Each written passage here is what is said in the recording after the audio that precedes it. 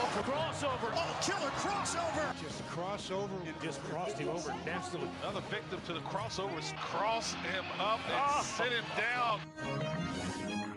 It is time for the crossover, and it is powered by Everlevel Concrete Repair in Omaha at everlevelconcrete.com. Jack Mitchell. Hi, Jack. Hello. Welcome. Welcome to me. How are you? I'm kind of happy because I'm locked in my basement with COVID, so I guess I might as well talk to you and do a radio show. So yeah. Not too bad. Well, that's not good. too bad. I've been better. Yeah. I forgot. I don't know why people didn't mention that COVID isn't like fun. I haven't had it before. Turns out it's not fun and kind of bad. Yeah, interesting. I was surprised no one had said that more, I guess. It's so like there's so many things to unpack with you having COVID. So first of all, like you said, that you had never had it before. It's 2024. Never. We're almost 5 years into this thing. I thought I was immune, like natural. Right? I was so proud of my immune system. I thought I had like natural immunity. I would brag to people. Yeah. You knew it was coming after I did that. Well, that's why, like, you figured it would have happened in, like, 2022. It's one thing to brag about it in, like, 2020 or 2021. I still haven't had COVID. It's another to brag in 2023 or 4. Like, oh, that makes sense. Right. So that happens. Let's go through the TikTok of it all, if you will. And that's a journalism term, not the app. The TikTok. Oh, okay. Yeah. So not the Kesha song either? No, not the Kesha song. I actually learned that this was a journalism term, like, last year. So I had no idea until then. When do you first start getting concerned, or like when do you first start feeling sick?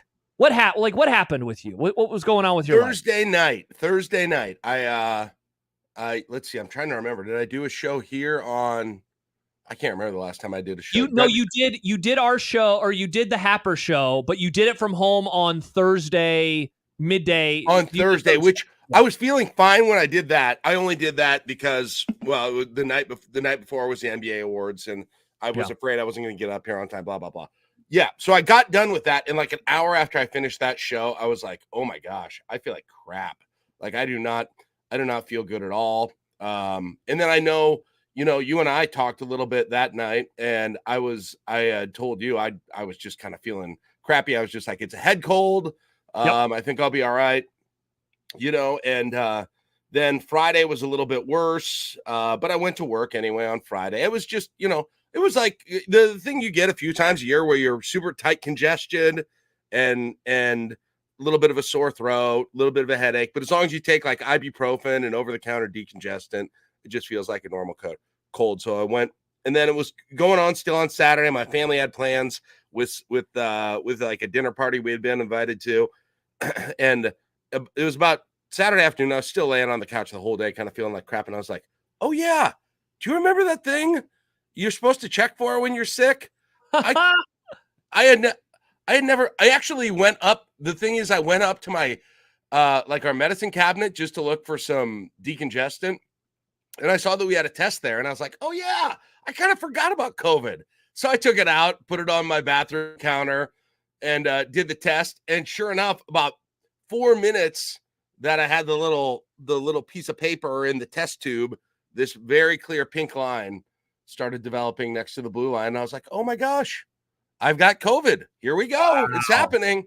So there's a world where you don't even have a COVID test, and thus you never test yourself for COVID. I don't know. I assume I would have thought of it at some point, but I don't know when or how I would have thought of it. It was the first time I ever thought of it when I just randomly saw that COVID test in our medicine cabinet. So it was like that far. And I don't know what I expected for COVID. I don't even know what the current, kind of typical symptoms of COVID are. So yeah, when that happened, my family was like, go away. None of us want to be sick. It's the first week of school this week, right? For my daughter. And so they kind of exiled me to the basement, which I did pretty willingly. I was kind of excited about that at the moment, Mm-hmm. Yep. And sweet. I'm going to go downstairs. I'm going to fill up the fridge. I'm going to get some snacks, right? I got the Olympics still to watch that night and that kind of stuff. So, and it continued on over the next few days. My head got a little bit looser, but then started moving down into my chest and Yeah. like shortness of breath when I'm going upstairs and coughing and I'm wheezing. Like I have asthma, but I don't ever deal with it. I haven't heard myself wheeze like since I was in a house with a cat years ago that I'm allergic to. So I'm hearing that, and it's kind of a pain. It is kind of a pain. So like, I'm okay. I'm good, obviously, to do this show, but I'm tired of coughing. My stomach hurts. Like my stomach muscles hurt from coughing. Like I've done a bunch of sit-ups, and hopefully I'll get myself muted every time today that I do this. But I just went up and asked my family. I was like, "Are you okay with me coming up?" And they're like, "If you're still coughing, we'd probably rather no. We'd probably rather you just you just stay down there." Like everyone wants me. Are they delivering food to you? Like how is that situation? So when I had COVID back in 20, so I had it in 2020. I got it in December of that year, and there were no vaccines. Right, we are in the early throes. It's winter, horrible situation, and so I was locked in the room basically the entire time, and my wife, she brought me food. She brought me my coffee in the morning. She did all and you want to know something that she hated? Having to clean the damn coffee pot every day. She's like, I don't know how you do this every single day. Like, because my daddy needs his coffee. And so I did that. And it sucked because I like helping around the house, right? Like I like clean, like, oh, the dishes are dirty. No worries. I'll take care of them. And so she'd be like, oh, the coffee maker is dirty. And I'd be like, I'll do it. And she's like, no, you're not supposed to leave the bedroom. So what is the food situation like? What is the coffee situation like? We're not quite that strict. Like it's not 2020 anymore. That's good. I put a mask on and I go, like, they're not in the kitchen. I go in there and I get food and stuff. So it's not. I had a scare when I didn't have it in like March of 2020 when I was wearing like rubber gloves around the house and stuff. Yes. And so it's not quite there. I'm still just going up to the kitchen when I want to and out to the garage to the fridge. So, it has been in a lot. I wish it had happened A, when the Olympics were still on because they're off now, and B, before my son moved out of our house with his PS5.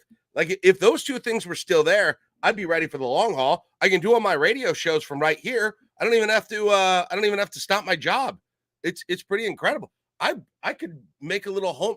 Could be like Big Brother on here with me in my basement, living here for quite some time if I needed to. I guess that is the positive, is that you're able to do things. Yes, you're able to watch things. But now the Olympics are over. The Olympics are over. To get it, the Olympics are done now. Right. I watched so much preseason NFL yesterday, Josh. I got a good look at your Cowboys. Got a good look at Stetson Bennett. I got he threw a lot of interceptions. And then I was like, well, you know what? I'll watch, I'm a Royals fan, wearing my Royals hat today. They're in the playoff hunt. I was like, you know what? Hey, it's a Sunday, so we'll sit back and we'll watch a Royals game. The Royals had the most weird, random off day on a Sunday yesterday. Yeah. I didn't even know that happened in baseball. But apparently when you have 2-game series against your designated rivals like they had against the Cardinals, then you can have a Sunday off day, which it's our first Sunday off day in years. I think they're doing away with that next year because they're playing 3-3 next year, it looks like. Okay. So hopefully no more Sunday off day. I was like, well, it's a Sunday. That's the one day you always know all the teams are playing. Nope, not yesterday. So. Wow. Bummer. Some COVID comments. Yes. Mike writes on YouTube, I had COVID 3 weeks ago, basically the same symptoms you described, maybe less than what you described, but I also had it 3 times. I wonder if I heard the first is the worst. Yes. Yeah, the version of COVID that he had, I wonder if it's the same strain because he's a Lincoln boy. Is there something going around Lincoln right now? What the hell? I was afraid. See, my theory is that I was at a gathering Tuesday night and Wednesday night. Magic the Gathering? No, it was at the Nebraska Broadcasters Association. Oh, boy. Yeah. Which, by the way, I talked with a bunch of your coworkers on both of those nights as well. And so I'm hoping I don't bring down the whole broadcast, or they didn't bring me down, I guess. I'm waiting for the breakout with the broadcast. Was the NBA a super spreader event? Oh, man. Let's hope not. I don't know, but I've got to conclude that's where we got it.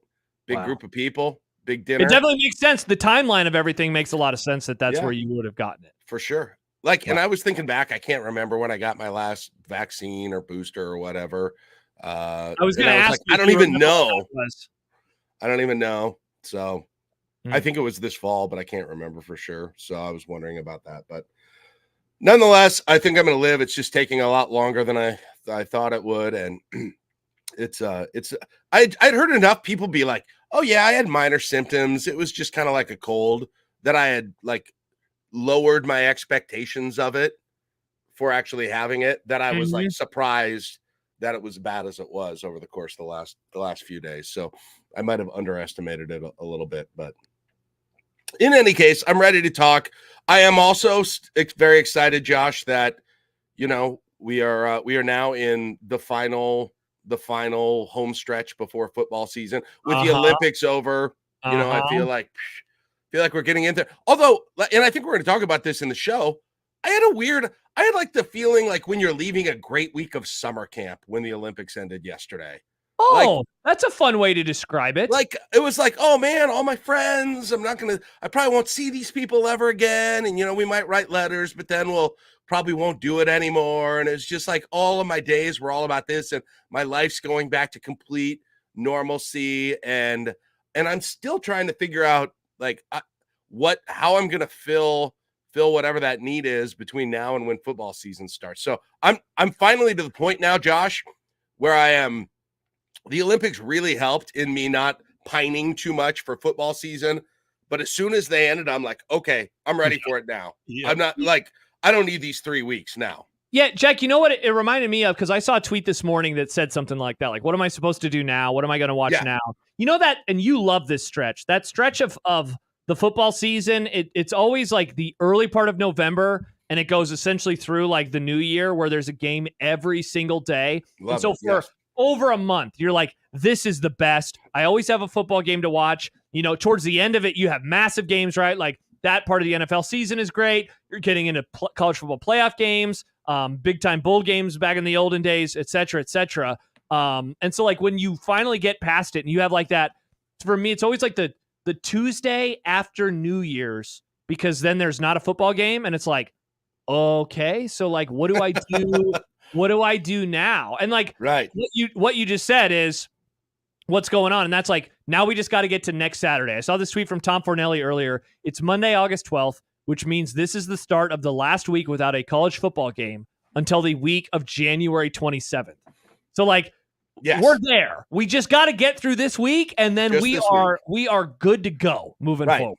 And unfortunately, I'm just like locked in my basement for the time being. Hopefully I'm out in the next day or two, but like, yeah, that's it. And like, it's not enough time to start I have no desire to start a new TV show. You know how I am about that. It's never a time for you to start. I know. I got to have the exact right situation. And so people like this show. I don't want to watch it. It might be good. I don't know. I don't like the feeling out beginning of a new TV show relationship. I just don't like to do the commitment before I fall in love with it.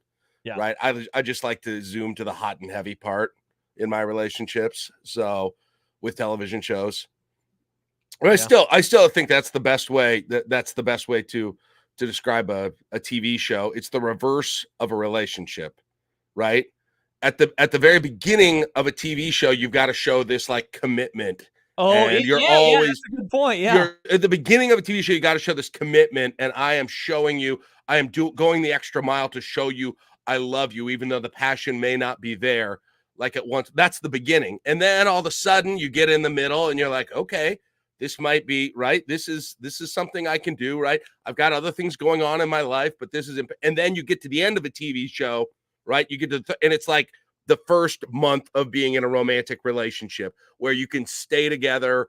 You'll talk until the middle of the night. You can't keep your hands off each other. That's the end of a relationship with a TV show. That's the great part of the TV show. I just don't like to get through I don't like to go through the less steamy parts of the TV relationships to get to the very steamy romantic. So the beginning of the relationship is whatever year of marriage this is for you and your wife, and the end of it is like the first month. Yeah, we're in the middle. We're maybe in the middle, I would hope. I don't know exactly. Yeah. That's a good question. Like the end of Breaking Bad, it's like when you're falling in love and you're like, wow, this is that's incredible. Like the first week. Like, that's go into the bedroom with you at all times. Right. That's like you've gone on 3 dates and it's working really well, and you just like whatever decided to be a thing or whatever they call it now, and then it's like that first month. Yeah. Right. Or the first month of marriage. This is an incredible analogy. It's the exact reverse. It is. And then if I started a new show tonight, it would be like being in a marriage when we're both 75 years old, right? Oh, interesting. Yeah, That's exactly sure. right. Like there's sparks aren't flying, but I'm doing things like cleaning out the coffee maker for him. Not super sexy, But it's right? got to get done. But it's got to get done, and I show that I'm committed by Wow. doing those things that I don't necessarily enjoy, and it's not bringing out because it's such a wild experience, right? I'm putting in the hour, I'm watching the show to show that I'm committed to it. Now, here's a question from Dave Fight. Does this mean that Jack needs a Tinder or other hookup app for TV shows? Yeah, that's what I want to know. Is there a TV show where I go right to the hot and heavy part? First 5 minutes, right? I don't have to work back. Like, I want my TV show. And if it gets bad later at the end, that's great. I can quit it. I can move on to the next one, right? Yeah. I'm a player, that kind of thing. What is the Tinder of TV What shows? is the fastest that you've been completely at top level like attraction all to in on a of TV show? Because like even Breaking Bad, I'm with you. I love Breaking Bad. I know you do, but it definitely wasn't and you've rewatched it, so maybe you can. I'm rewatching it right now. So how yeah, long, but it took a few episodes. I mean, it does, but the first episode begins with like the pants falling out of the air, and you do kind of forget, like, oh man, it is like 0 to 60 right away. Within the first episode, you learn that Walter White has cancer, and he starts cooking meth. Like all of that happens within the first episode, so it doesn't take like 2 or 3 episodes to like, oh, what's going on with this guy? But you're right. Like finding a show that is 0 to 60 in the best way possible immediately. It's hard to think of ones that really do that because you're not that everything is a slow burn, but it just takes you got to get used to the characters. Yeah, there's so many shows where I watch a few episodes and I'm like, I don't really get it. I don't get it. I'm going to keep watching it. Everyone says it's good. It's the exact thing I was talking about, right? Yeah. Commitment and putting the time in because and then something switches, right? And then I don't know what it is. Something happens in a show. For me, I remember, I'm trying to think of show. Like, I got really into Ozark. I love that. First few episodes, I was like, I'm not going to like this thing. Same. By the end, I couldn't. I mean, it was my life. I was hot and heavy. I was steamy. Get into the bedroom, dear. It's Ozark time. I was steamy for Jason Bateman every night. Jason Bateman. A lot of people are. Hey, he's a good-looking man. The Swede on Twitter says 0 to 60 TV show The Mandalorian. Jack, you're not a Star Wars guy, right? 0 to 60, I'm going to have to watch 50 years of Star Wars movies before I start that. There's no way. Brad says 0 or hot and heavy right away. The Bear. Many people, Jack, love The Bear. Can confirm that's not true. I did 2 episodes and I haven't watched any more. Not that I don't like it. Again, I didn't not enjoy those, but I wasn't hot and heavy yet. Wow. I was not. Like, you've got to get to the point where you fit. When you watch a show all night long, you can't stop. You're just like, one more. I could turn it off, right? Yeah. I could stop. And I obviously am not there because I could watch it at any time, and I don't. And I'm harder. I'm harder to please, I think, than most. You really are. It's. I don't know what you're looking for in a TV show. In my TV relationship. Not high standards. You like Valentino's Pizza. I only like the hottest. TV shows. I just think that you want pizza have to do with anything. We're talking about. I'm just pointing out that you don't have that. You're a Nebraska basketball fan. Your standards are not that high. Has nothing to do with anything. Will make you happy. For me, I only like the best of the best when it comes. It's to my unreal. TV If you had a relationship with TV shows like you do with your favorite sports teams, you'd be watching like the Drek on CBS every single night. Yep, but you'd be like, oh, NCIS, Iowa City. Like you'd be into that or something. I'm different. This is one area of my life, Josh. If we're gonna play along with what you said, that I've got the highest. I'm an elitist. I'm elitist when it comes to TV. Yeah, I don't just take. Well, you're not a Wire guy, right? You're not watching The Wire. Tried it, didn't get hooked. Yeah, you're not an elitist. I'm hard to hook. I'm hard to hook. I don't think it's an elitist, Jack. I think that you're, maybe the complicated stories are a little too difficult. That's not.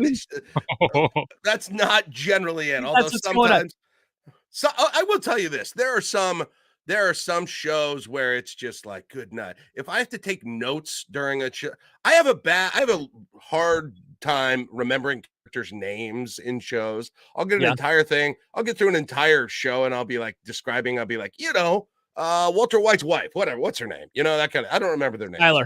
Yeah, whatever. Skyler. That kind of thing. I don't know. That might play into it. I think I just have high standards. or other stuff. Speaking of names or shows with lots of names, Posty says the first scene of Game of Thrones is the best scene in the entire series. It's an amazing hook. Along those lines, Colin says Thrones was heavy out of the gate. I did like Game of Thrones right away. The first episode I thought was good, but I did think that it took a few episodes then to kind of, you have to get into, there's a lot of care. I mean, you got to learn about the Targaryens and the Starks. There's a lot to part of the problem. That's okay. Dragons. I will admit that is completely part of the problem. Just hearing you say those words makes me want to, I do not want to have to. You want to catch COVID again. You probably have to like reference maps and do like orienteering to watch that show and learn about military strategies. I don't want to work, okay? Entertain me with simple things. Interesting. By the way, speaking of entertaining, we were trying to figure out what we're going to watch without the Olympics. Douglas writes, Premier League starts Friday, 2 p.m., Man U versus Fulham, and all weekend, you're welcome. And then he adds Chelsea versus Man City Sunday at 10:30. Jack, I've tried that too.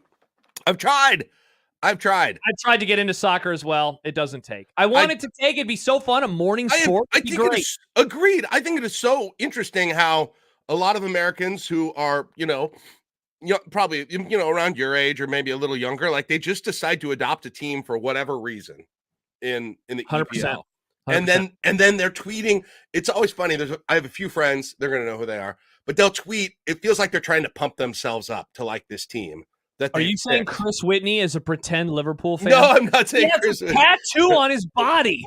That's true. He's got a tattoo. I wasn't really thinking of him, but I also have. But I feel like there are some people I know that are talking about it and tweeting about it, and no one's really responding. And like they're trying to pump themselves up to get more skin in the game for these teams that they just chose randomly. I can't do it. I watched it. I like soccer. It's fine. I don't have a problem with it.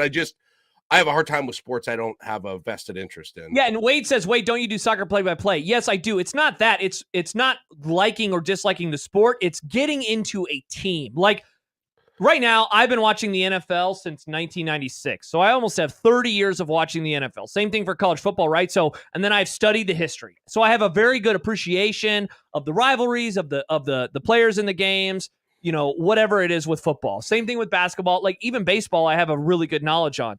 Trying to get into a team when you're an adult and you're like, I'm going to be like, I tried. I was like, I'm going to be a fan of Everton because my friend was a fan of Everton and they had a goalkeeper from America, Tim Howard. But it's like, you can't fake fandom. You can't pretend like you can't get into a team just for the sake of like doing it's. I don't know. It's Some people do it though. Some people do, yeah, or at least they try to. But now I'll say this though, like I don't have a problem with soccer because the World Cup I love. And for sure. I love the World Cup and the soccer that was going on. For some reason, I like it's a lot more interesting to me when they have the country tie-ins than the club tie-ins. Yeah, and so like I watch a lot of it. Yeah, I watched a lot of it this summer, including Euro. And I had the countries I liked and didn't like there too. So yeah, I like soccer and I have appreciation for it, but trying to get into a team in a league is it has not taken. And I wanted it to, but it just has not. Yeah, I don't know. What's the newest sport that you've gotten into or newest? Excellent question. What is the most recent sport that you've gotten into that you watch regularly? Man. Like I started watching baseball regularly when the Royals got on cable full time. So it's like 2003. That's probably it for me. Like I wasn't a huge baseball fan all my life, but then it was available to me on TV 2003 and I was still like 20s. In your 20s? Yeah, I was in my 20s. I think that's it for me. I don't think I've gotten into any. I've tried a lot though. That's an awesome question. Yeah, I mean my answer it might be like football or basketball. Like So when you were a kid. Yeah, I tried to get into soccer. Right. I tried to get into the Premier League and I like the idea of it. It's just again, like when you don't know the history and, it's a lot to follow and like the way in which the transfer markets work with all of the other leagues as well. Cause it's like, if you want to be a fan of like a team in the Premier League, like, yeah, you got to know that, but then you also have to know what about the Champions League? And then you have all that stuff going on. And so, well, that's another part of it too. Yeah, what about I've tried to break it down a lot for people. It is so complicated. It's insane. There's really no great way to I agree. Like in Major League Baseball, and then they had all of the other ancillary leagues were also like massive leagues, like the AAA and the AA, and so it was like, yeah, but then they all come together and they have this champion. And that's part of it. But the bottom line is still what you said, Josh, is you just can't manufacture passion about a team. That's the entire That's the bottom hardest line. part. Bottom line about it. And it doesn't, like one of the things that John has said for years that I kind of never really understood. He's like, I don't have a favorite NBA team, so it's hard for me to get into the sport. And I was like, well, that's weird. But then I try to get into soccer, and it's the same way. And it's like, okay, never mind, that makes sense. Like the way in which you get into a sport, I love the NFL now, and that like that's what I love. But it started because I was a fan of the Cowboys, right? And like that was my entry point. Same with Nebraska to college football. And I wonder, Jack, if that's why I don't love college basketball as much as a lot of people, because I didn't get into Nebraska basketball when I was a kid. I never went to a game until I got to college, so I didn't have that thing for me. Have you tried to get into golf ever? Yes, I did. And you know what? It really took a few years ago in 2019, 2020. And I watched a lot during COVID, and then the live stuff happened, and I just kind of fell off. Okay. But I also think I was a Tiger fan more than anything. Have you ever tried to get, probably not, have you ever tried to get into like auto racing? No. NASCAR or F1 or anything? Nope. Never I tried to get into tennis, didn't take. That was in the mid-aughts. You've tried to get into baseball, haven't you?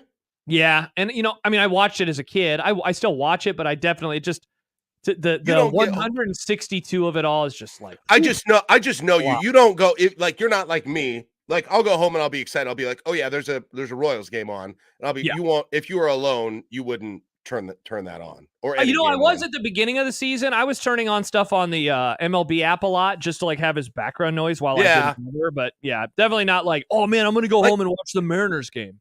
There's a real difference between like a sporting event, like you're excited to be. That you're thinking about being on, you're thinking about getting home, or you look forward to at the end of the night is the best way to say it. Correct. Than something that is just on, that you're just flipping around and you turn on as background during that. And that's what it still is. But yeah, I think, I don't know when that reaches, but I have not been able. Now, here's one I did get into a little, but it's just one. Like, I'll watch every Bud Crawford fight now. There's no way I was watching random boxing matches at all whatsoever. So I guess that maybe boxing is your answer. One could argue is boxing, but I'm not, but the truth is, unless it's involving him, it's not like I'm paying a whole lot of attention otherwise. So for sure. So it's an interesting question. I'm curious what your texters and your commenters say. Yeah, like, what's the latest and what sport was their most recent that they got into? Yeah, that's it's a super fun question. Do you have one, Peter? I might have to go. I might have to go with baseball just purely because when I was I followed the Royals for as long as I can remember, but I never had access to the games. It was always just if I could find highlights somewhere, same. I would watch that. But now that I actually can regularly watch the games, I guess it would have to be baseball. Yeah. Wow. That's exactly what happened with me. That was a while ago. Yeah. That's exactly what happened with me, but it was 20 years ago. Like all of a sudden I saw my first time I got a digital cable box, Josh. First time I ever had a DVR, I was like, whoa, this channel has all the Royals. I had no idea. I don't know if I would have even declared them for sure my favorite team at that time. But then for whatever reason, at that time in my life, I started watching and that completely hooked me. But I think I'm unhookable now. Unhookable in sports, hard to hook on TV. Yeah. Well, that's a fun topic. It is. Hard to hook. Right. That was a crossover powered by Every Level Concrete Repair in Omaha. everylevelconcrete.com. What was that, Jack? I was just going to say real quick, I wanted to thank you and Odson. I know we're going to do our marathon today where I was going to be doing both of these shows today. And since I was sick, you guys changed your schedule. I know you're doing extra work today. So big thanks to both you guys. I appreciate it. So I know it's a long day and I know Odson's been scurrying around and texting with me. And he just bought me lunch. Okay. Well, shout out Odson. Shout out Odson and I'll thank him in person. I expect to be back there Wednesday to do Connor's show, so I'll thank him in person. Hopefully, or at very least, doing it this way. But I wanted to thank both of you guys since I was changing the schedule a little bit, not by my choice, but COVID happens apparently. All good. All right. Well, that was a crossover. When we return, Jack, we can dive into the program. Some stuff that was left over, cutting room floor from the Connor Happer show that I didn't get a chance to get to. We will set everything up when we return. Jack Mitchell in today for John Bishop. I'm Josh Peterson. Peter Krenzer producing. It's Unsportsmanlike Conduct, 1620 The Zone.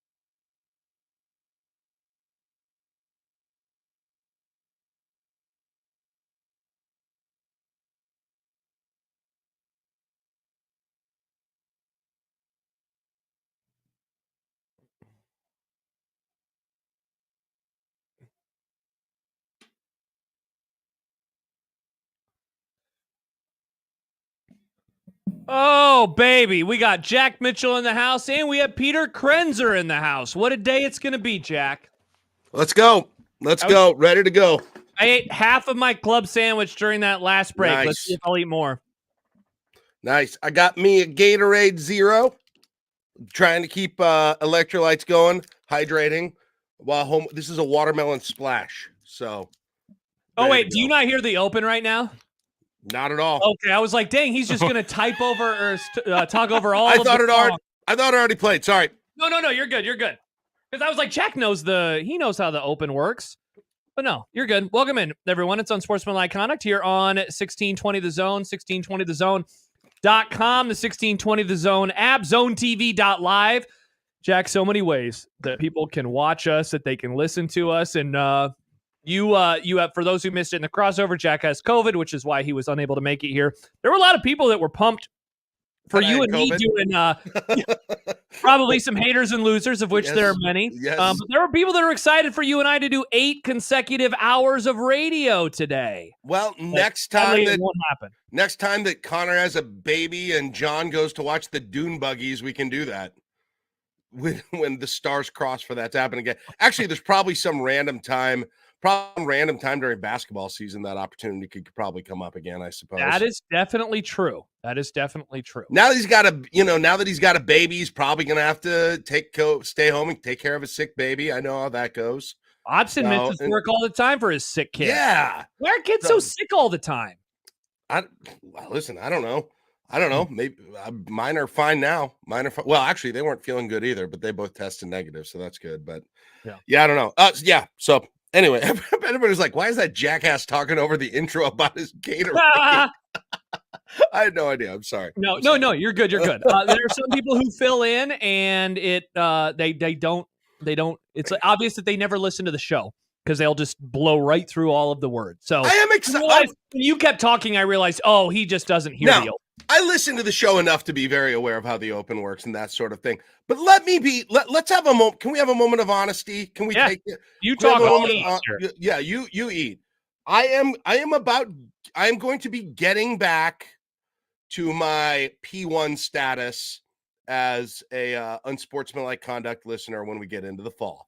There are just some routines that happen. Like I would say, okay.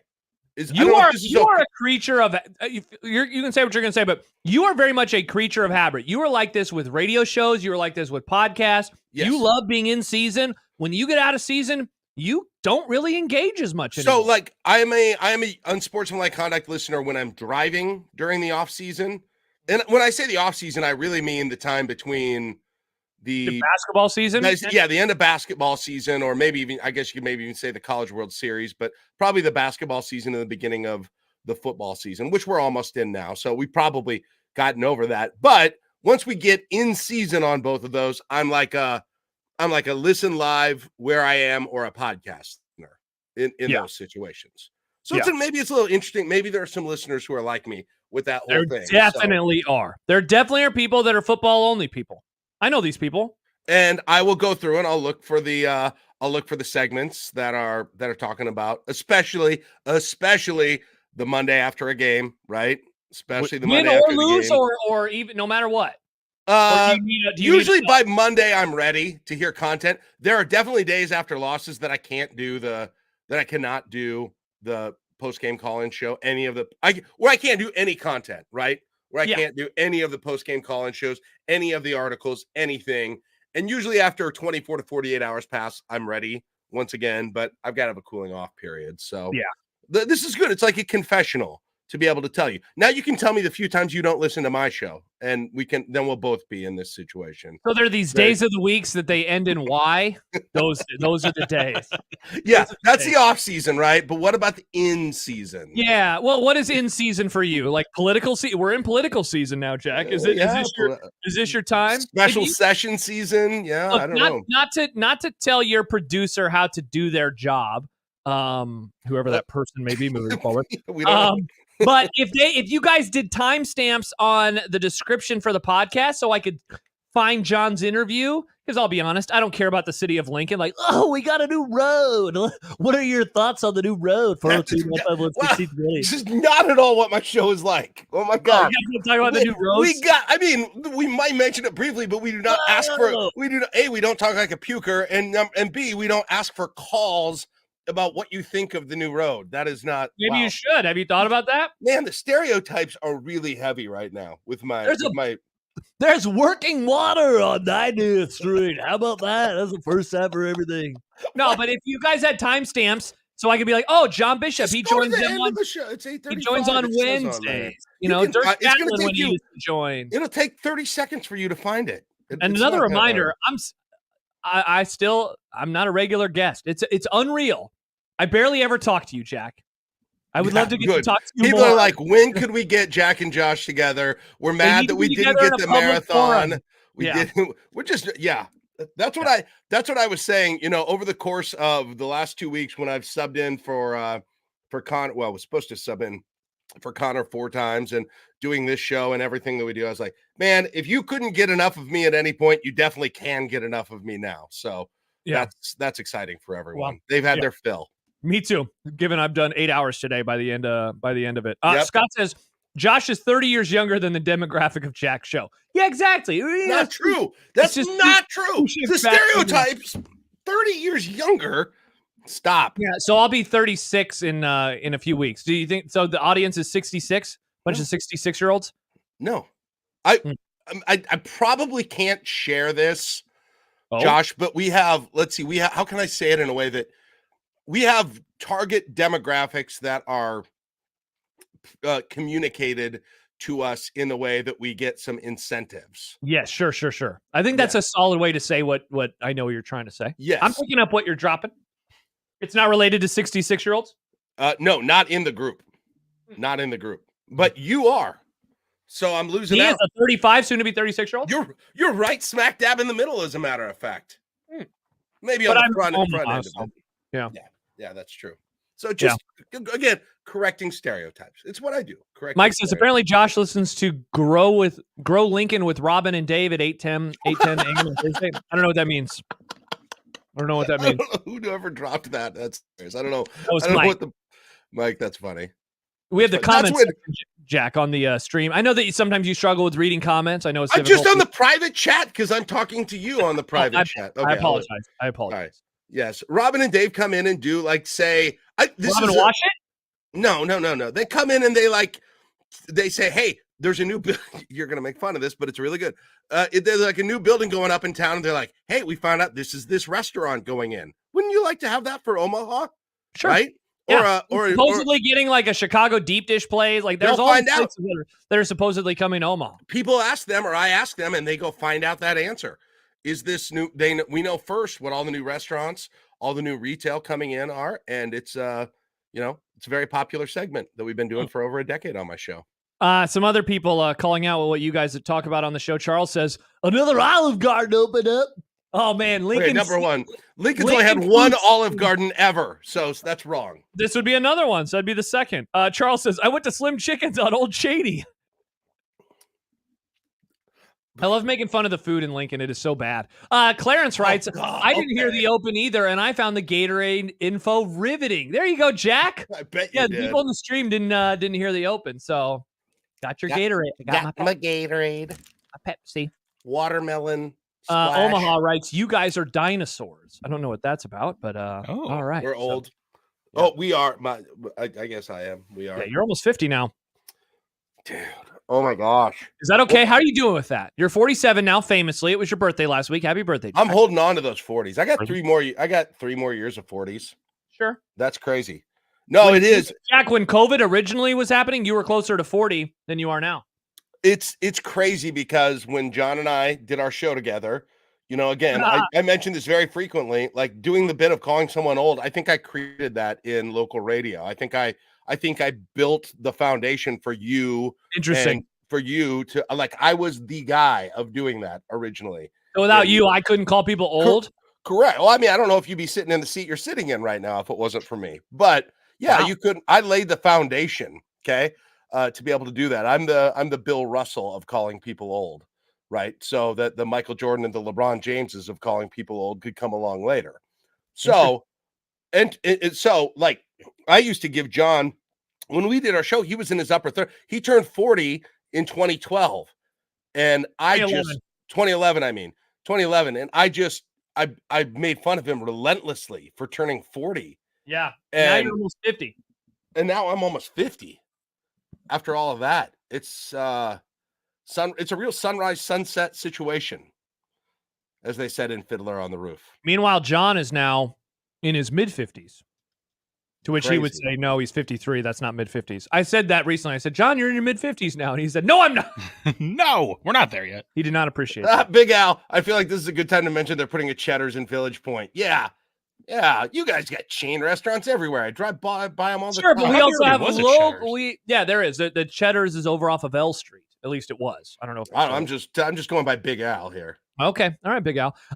Jack, let's get to the Grum Down, powered by the Roofery's John Higgins Weather Guard. We've mentioned it already. Jack has COVID. That is the main part of the show today.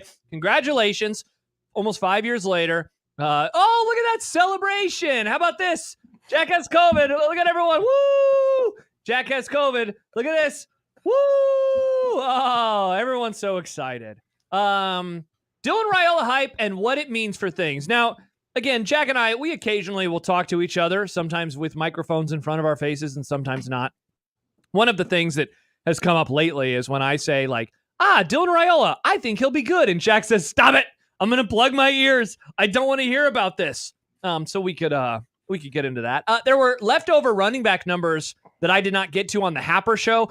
Jack, John was saying that I had a martyr baton. You and I had martyr batons because we were doing 8 hours. There's no martyr baton. The most difficult part about this, honestly, is figuring out when to do a segment and how to save something for later instead of talking about it earlier. Thankfully, there's a lot of leftover stuff that I never got to today, but I wanted to talk about the running back numbers that I never got to on the Happer show. All right, sounds good. Do I need to apologize to Jack? Whoa! Stop the presses. Yeah, it would be the first time. I'm excited. First time for everything, Jack. So we'll see about that. We have a couple of teams that we're going to laugh at today. Iowa is one of them. Colorado. Have you seen two teams that beat, and we'll get plenty of reminders that they beat Nebraska last year. Both of them did. Yeah, we know. Mitch Sherman of The Athletic joins us in about an hour. Husker practice was closed. Jack, have you seen the reason why? Have you seen the Matt Rule video yet about this? I heard him talking about it and about how Tom Osborne was there and no one else was there. But is there more to it than that? Yes, there is. Oh. We have some video from Chasing 3 that we will play. Oh, well, I did see that. Okay. So we'll take the video from Chasing 3 and then I didn't understand the connection there. Okay. Yeah. So we talked a little bit about it in the Happer show, but I wanted to get your thoughts on that as well. This is a topic that is right up our alley. You found this Twitter thread, ranking the best weeks of college football. What a topic. Somebody went through all 15 and ranked all 15 weeks. I've not even scrolled to the beginning, so I don't know what's in the top 5. I did see the worst 4 or 5 weeks. So yeah, I think it just went through. I think it allows us to do the rankings, but we can preview them, so that'll be good. And then 25 teams and 25 Grums. We have the Ohio State Buckeyes today, so we'll get to that as well. Also, Mitch Holtis will stop by. Wow, look at Jack. Very excited for Mitch Holtis and for Ohio State. Ohio State. Good. Finally, I was hoping I'd finally get to hear something about them this year. Yeah, nobody talks about it. Chip Kelly, new OC. Will Howard, new quarterback. Yeah. And then a million transfer portal players that are going to be good. Judkins, did you hear Judkins went there? I've seen this and heard about this. Yeah, I don't know if you did. And Travion Henderson is still there. Do they have a really good true freshman wide receiver? Yeah. Oh, what? Tell me more. Yeah, no. Did you hear they got a transfer in the defensive backfield from Alabama? Tell me more. Yeah, it's unbelievable. All right, so we'll talk about that as we roll on. 402-951-1620. Phone number if you would like to call or text us. You can always do so there. The 42 Degrees of Source hotline by your mom's house. You can also find us on the J-Tech Construction Zone Twitter feed at USC1620, at Josh Tweederson, at Jack Mitchell LNK, or at Peter_Krenzer. You can find all of us there on the J-Tech Construction Zone Twitter feed. Email us into the Equitable Bank inbox, Josh at 1620thezone.com. That's what Zach does. He says there is a Grow Omaha radio program. Jack, I had no idea. We probably inspired it. Wow, look at you. You just continue to be the person that inspires all. Trendsetter. Built the foundation for the entire Omaha radio industry. I also just got a text that said one of my earliest COVID memories is of Jack being the first person to get COVID. Is this a Mandela effect? It wasn't no. Do you remember this? You got sick, right? I had pink eye.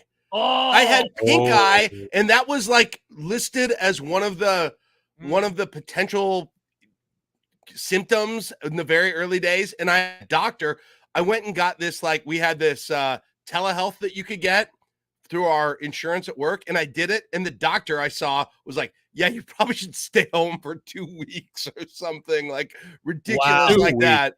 I never had COVID. There weren't any tests then, but I didn't. Actually, I think I did.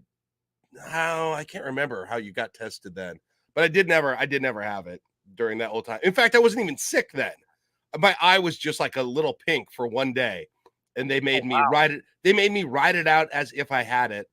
But this was in like the super, super, super early days. That might as well have been 10 years ago at this point. It's a long time, guys. Like we treated it very differently then than we do now. 4 years ago right now, we were all angry about like college football. Will there be a season? Big Ten was canceling. Like, bad. That was about when I had my interview with Ronnie Green about right at this time 4 years ago. Might that topic be revisited? I don't know. Man, what a clip. What a drop that was. I've heard that drop many times. Have you? Really? Not on You've been once. Really? Oh, yeah. You've been you guys still shirts there from KLA? And that's pretty no, cool. we actually didn't. That would have been a good idea since we own that. Yeah. Did you ever?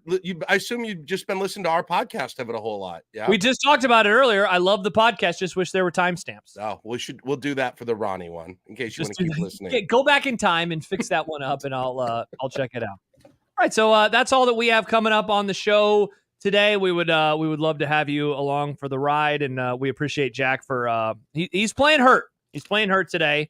Your voice sounds honestly not as terrible as I was expecting. It probably sounds better than it did yesterday and the day before, so that's good. Yeah, good.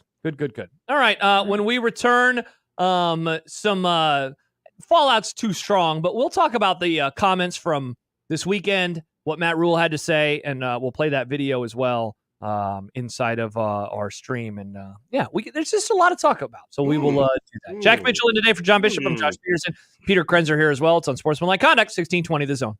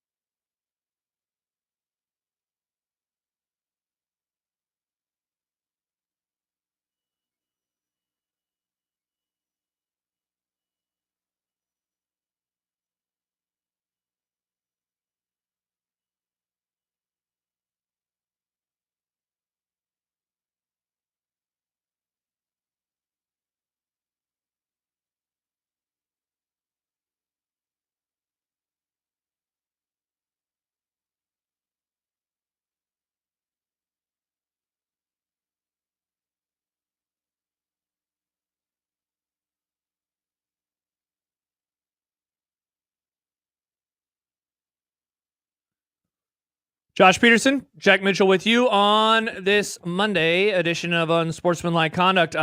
Many people, Jack, are commenting on your microphone that they could hear you wheezing, coughing, clicking your mouse during break. I've been trying to remember to mute it during the break. I do know it's open during the break. That's always been the case. So since I've been doing these shows here, there usually isn't much noise. It's just background noise. But given the amount I'm coughing, I tried to remember to mute it, and I forgot. So I will try to remember that. But I promise you, I will not be going off on some kind of swearing rant or anything during that. You may hear me click my mouse though if I forget.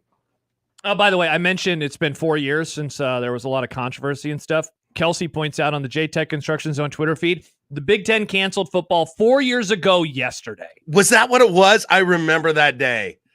Right. Oh my gosh. I do too. Kevin, I thought that everyone was going to follow along. Yeah, that's right. And Kevin, what's his name with the announcement? Who's now with the Bears, which is so Kevin bizarre. Warren? Kevin Warren with the announcement at that point, and that was such a depressing day. Yeah, that was such a very depressing day. So that must have been the Ronnie Green interview. Must have been shortly after that, because by the time that he came on, the "Might That Topic Be Revisited" quote was about football being played, right? Like by the time he came on, it was after it was canceled. Yes, I think the winds were starting to shift because by that point, I think the SEC and Big 12 said that they were moving forward with playing football. And so when he came on, I think it was like there started to become rumblings that no, the Big Ten is going to rescind and they're going to play football. And so his quotes on that, they were like, all memes and joking aside, they're pretty big on the record quotes because it was like, oh my gosh, is football going to get played in the Big Ten this year? Isn't it funny? And I know we're not going to necessarily do this topic now, but isn't it funny that seemed like it was such a big deal, obviously, to get those games going, and they were happening. And I personally, I don't know if there were some people who didn't want to do them, but I personally was happy to see that they were having the games. It felt like it was going to keep me sane during the fall and other things. And now we look back on that season as just such a throwaway. Like totally forgettable. Like I can't even remember what happened that year in a lot of things, both the Nebraska season and like I'll be listening to college football podcasts and they'll refer to what a team did that year. And I'll be like, Indiana was good that year. I didn't, that's funny. You thought of the same thing, but I heard that on a podcast. Awesome. I didn't remember that at all though. I don't remember other games, particularly during that season. It's become such a throwaway in my head. Because now that we obviously went back to a fully normal season, it felt like such an exceptional thing after the fact. Like you were glad for it at the time, but I don't think we understood how much it would feel like that. Yeah, the takeaways that I have from that year are like memories of discussions about fan behavior. Like the SEC, they had their stadiums, they were relatively open, certainly compared to the Big Ten. And like, do you remember, and this was a big night politically, the Saturday after the election was when they called it. It was when they called it for Biden. And it was the same night Notre Dame played Clemson. Remember they beat Clemson and they rushed the field and everyone's like, should we be doing this? And that was like that discourse, that horrible year, obviously. And the discourse around football and college football, it sucked. Like that was, you just wanted to kind of fast forward. And I'm so happy. I remember going into the next year, I think actually you might've been filling in one time when we did a discussion of like, what are you excited for college football this year?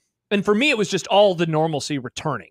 Having crowds again, having, the same, discussions, having full seasons again. Like it was just so nice to have all that back a year later. I've occasionally seen some clips when they had like the cutout fans and stuff. And like, it's like, it's hard to believe, like it seemed exciting and doable, but it's like sort of hard to believe that we did that all the time, or the NBA bubble or any of that stuff. Like, or the weird baseball season that would have been, I don't know, that would have just have started like a few weeks ago too. Yeah, right? That was July. Yeah.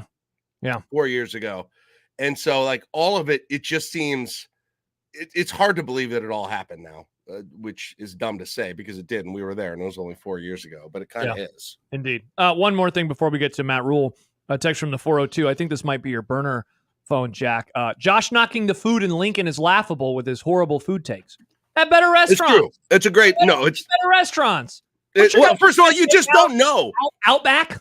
What's your best steakhouse in It's Lincoln? funny. You don't even have any idea what's there. That's the amazing thing. It's just an uneducated. It's embarrassing. It's obviously very embarrassing what you're doing, and showing your lack of understanding. But that's what you got to do to lift yourself up. I get it. That's fine. You come. I'll take you out places. You'll be impressed. But you won't do it. You won't do it because you're scared. You took me to a place one time, and I was very disappointed by it. When I took you to Piedmont Bistro? Is that where we went? When we went with you and Michael? You were Yeah. disappointed by Piedmont Bistro? I thought it wasn't worth the price. I was a little disappointed by it.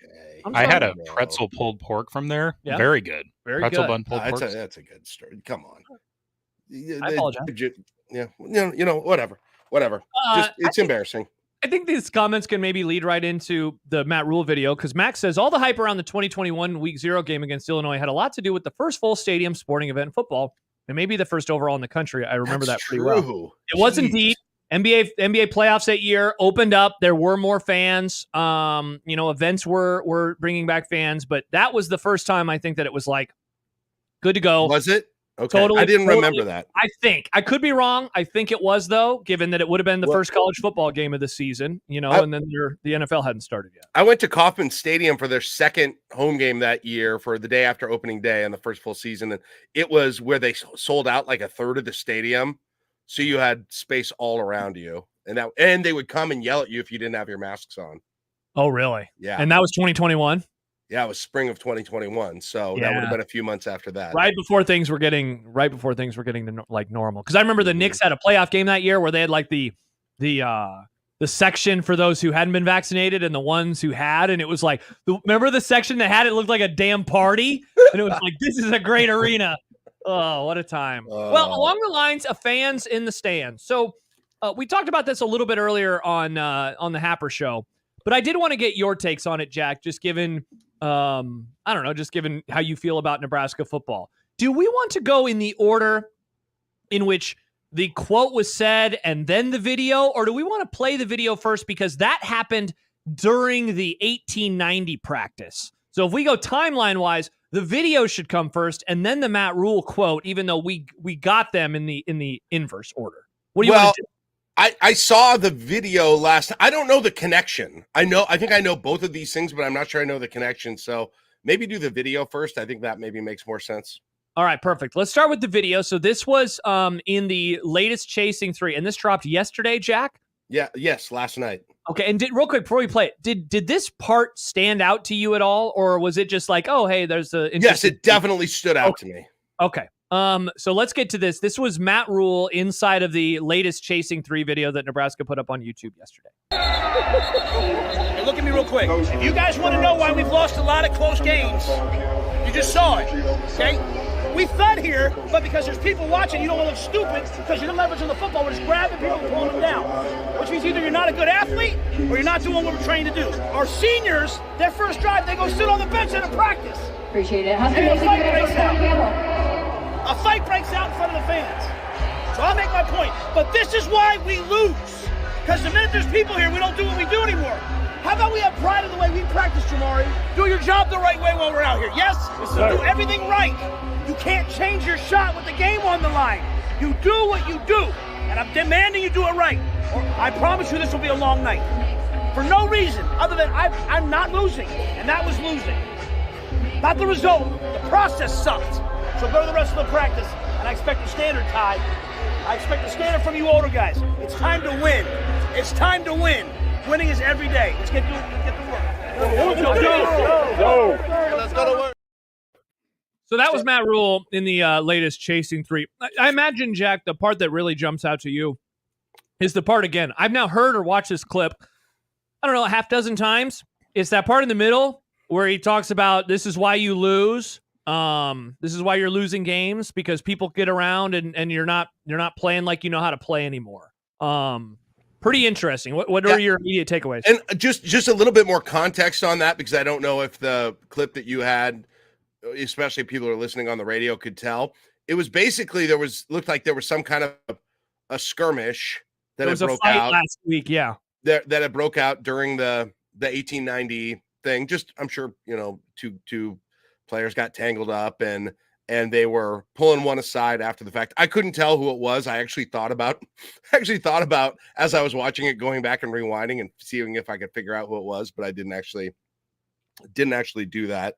But yeah, that was interesting. What he said was, you guys, when it comes to people being in the stands, whether it's a practice like this or a game, you don't practice the same. Something changes from what you're doing. And that appeared to be his point that he was making there. And he said, you got to practice like this all of the time, whether they're fans of the stands or not. So we start doing it in games, essentially. Yeah. So a couple comments before we get to the other Matt Rule quote, which then kind of puts a bow on this whole discussion. Max says, hell of a speech, honestly. He really is a great communicator. Riley on Twitter says, that's losing, not the result. The process sucked. That part. Yeah, that part was really, really good as well. So that was a week ago Saturday. So this is what, 10 days ago, 10 days ago. Correct. And so that happens. You mentioned it. I'm happy that you gave context of the fight, because this was mentioned in a couple of the write-ups, because remember, that practice was open to fans and the media. And most of them was like, yeah, Matt Rule pulled the team aside. I think all of us thought, oh, he's going after them for fighting, and especially doing it in a public setting like that. Like, don't fight like that. Well, then before this is released, we find out that, and Matt Rule, he talked about this multiple times at the end of last week. Like, he spoke, I can't remember what day it was, maybe Wednesday or Thursday, but he joked about practice being closed. Do you remember this? Yeah, I was listening. Okay. I was listening. Yes. So he joked about that with and you're saying, isn't it always closed? They open them up to family members, to former players. They open them up to people, not like Jack and I can't go, but if you know someone, you're probably able to get in. So he mentions jokingly, though in some of the write-ups I saw, people were like, but maybe not joking. I couldn't really tell that it was like, I'm going to close down practice. Sure enough, they closed down practice. In the moment, I don't know what you thought. My thought was big scrimmage, first big scrimmage of the fall. They want to really, really focus. And I mean, that's certainly a part of it, but here's what Matt Rule had to say after the scrimmage, and this was over the weekend. He said, I wanted players to have this space where no one's watching. Let me just go play. You can say what you want, but when your mom, your dad, your sister's there, there's a little extra something. I've had a lot of guys mention that to me. So you have the quote from him in the video, which then comes out after the quote that I just read. And suddenly then it all coalesces together of he's ripping into these guys for how they're performing. He points out in that video that it's because people are around. I'll read you the latter half of this quote again. You can say what you want, but when your mom, your dad, your sister's there, there's a little extra something. I've had a lot of guys mention that to me. So as I piece this together, Jack, I'll kind of lay out my theory. He is seeing these guys struggle. I don't know if he reaches out to them or if they reach out to him, but I'm guessing they're all trying to figure out kind of what's going on in some of these situations. He learns from players that that's other people being there and maybe they want to show out or they have to impress, whatever it is. He then has that information. The fight breaks out or whatever. They're performing poorly in the 1890 practice. He rips into them. He mentions that specifically. And in that moment in time, he decides we are not going to have that scrimmage. And I think the next scrimmage open as well. I think that's kind of what happened of what we know and trying to guess on a little bit. The one final thing that I would add that, and I mentioned this a little earlier too, he has final say of these videos. So the fact that he wanted that in the video, man, and you're nodding your head like that is maybe the most interesting part of this entire situation. Yeah, right. Because I didn't know where this was all going in the beginning. And now I kind of understand it. And at first I thought, maybe it was about him not wanting that in, but I was thinking, yeah, he definitely, he's got, I'm sure, the final thumbs up on this whole thing. And he wanted that, to be very clear for whatever reason, right? There's a whole lot we can go way into psychoanalyzing those videos and what are in them and what isn't. But yeah, I find that. But here's the one thing, Josh. If you listen to what he said, this is why we lose games, though. He basically said, and I interpreted it, and tell me if you didn't interpret it this way, but I interpreted it that no matter what, when we've got people there, whether it's a practice like this or whether there are other people watching or whether it's people in the stands for games, we don't play like we practice, essentially. Yeah. And so, and I get it. You get people out of there, so you're still practicing the way you need to. But the bigger bridge is going to be to go to a game, right? Because the games are going to have people there. You're not keeping them out of there, right? So I get it.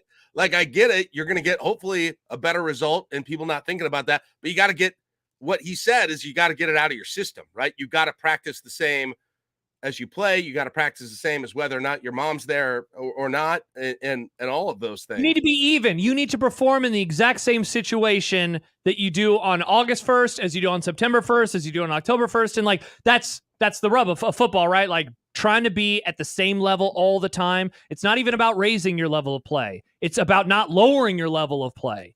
And for whatever reason, something is going on in some of these situations. And as you just pointed out, I mean, Zach, they're 19 days away from having a game with 80,000 of their friends, right? Inside the stadium. In some ways, you can make a counter argument like, man, you need to get used to it, right? Yeah, I thought the same thing. Now, I mean, I'm guessing that some would say, yeah, but it's different when it's actually smaller, when there's maybe and you can see your family, right? And you know them all. But pretty interesting. How about this tweet from Jed?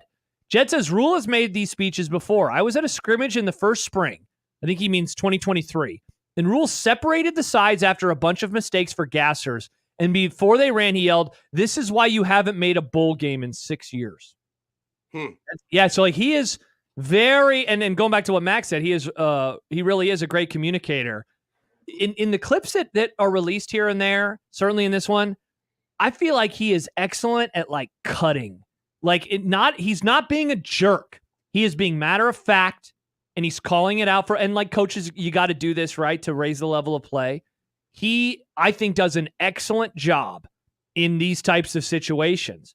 So the fact that I guess all of this is unfolding, I don't know. Then the question, of course, is like, well, what does this mean? What does this mean for the season? Should one clip and then a quote about closing practice down, should that cause you to think differently about the season? What do you think?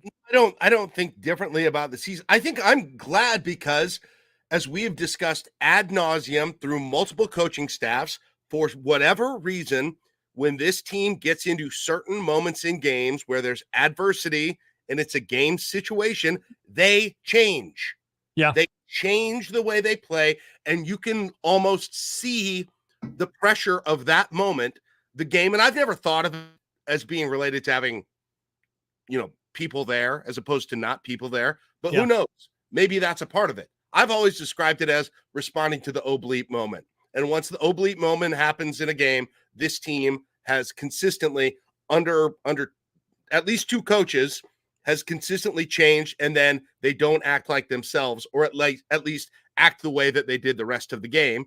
And maybe, to his point, they don't practice, or they don't act like they've practiced during the course of the year. So I guess my take is, Josh, at some point, somebody's going to have to do the psychological work to figure out what the issue is. And I don't know if it's been done. And I'm not sure if he's onto something here or not with this, but they have got to be able. It's not so much just about the games.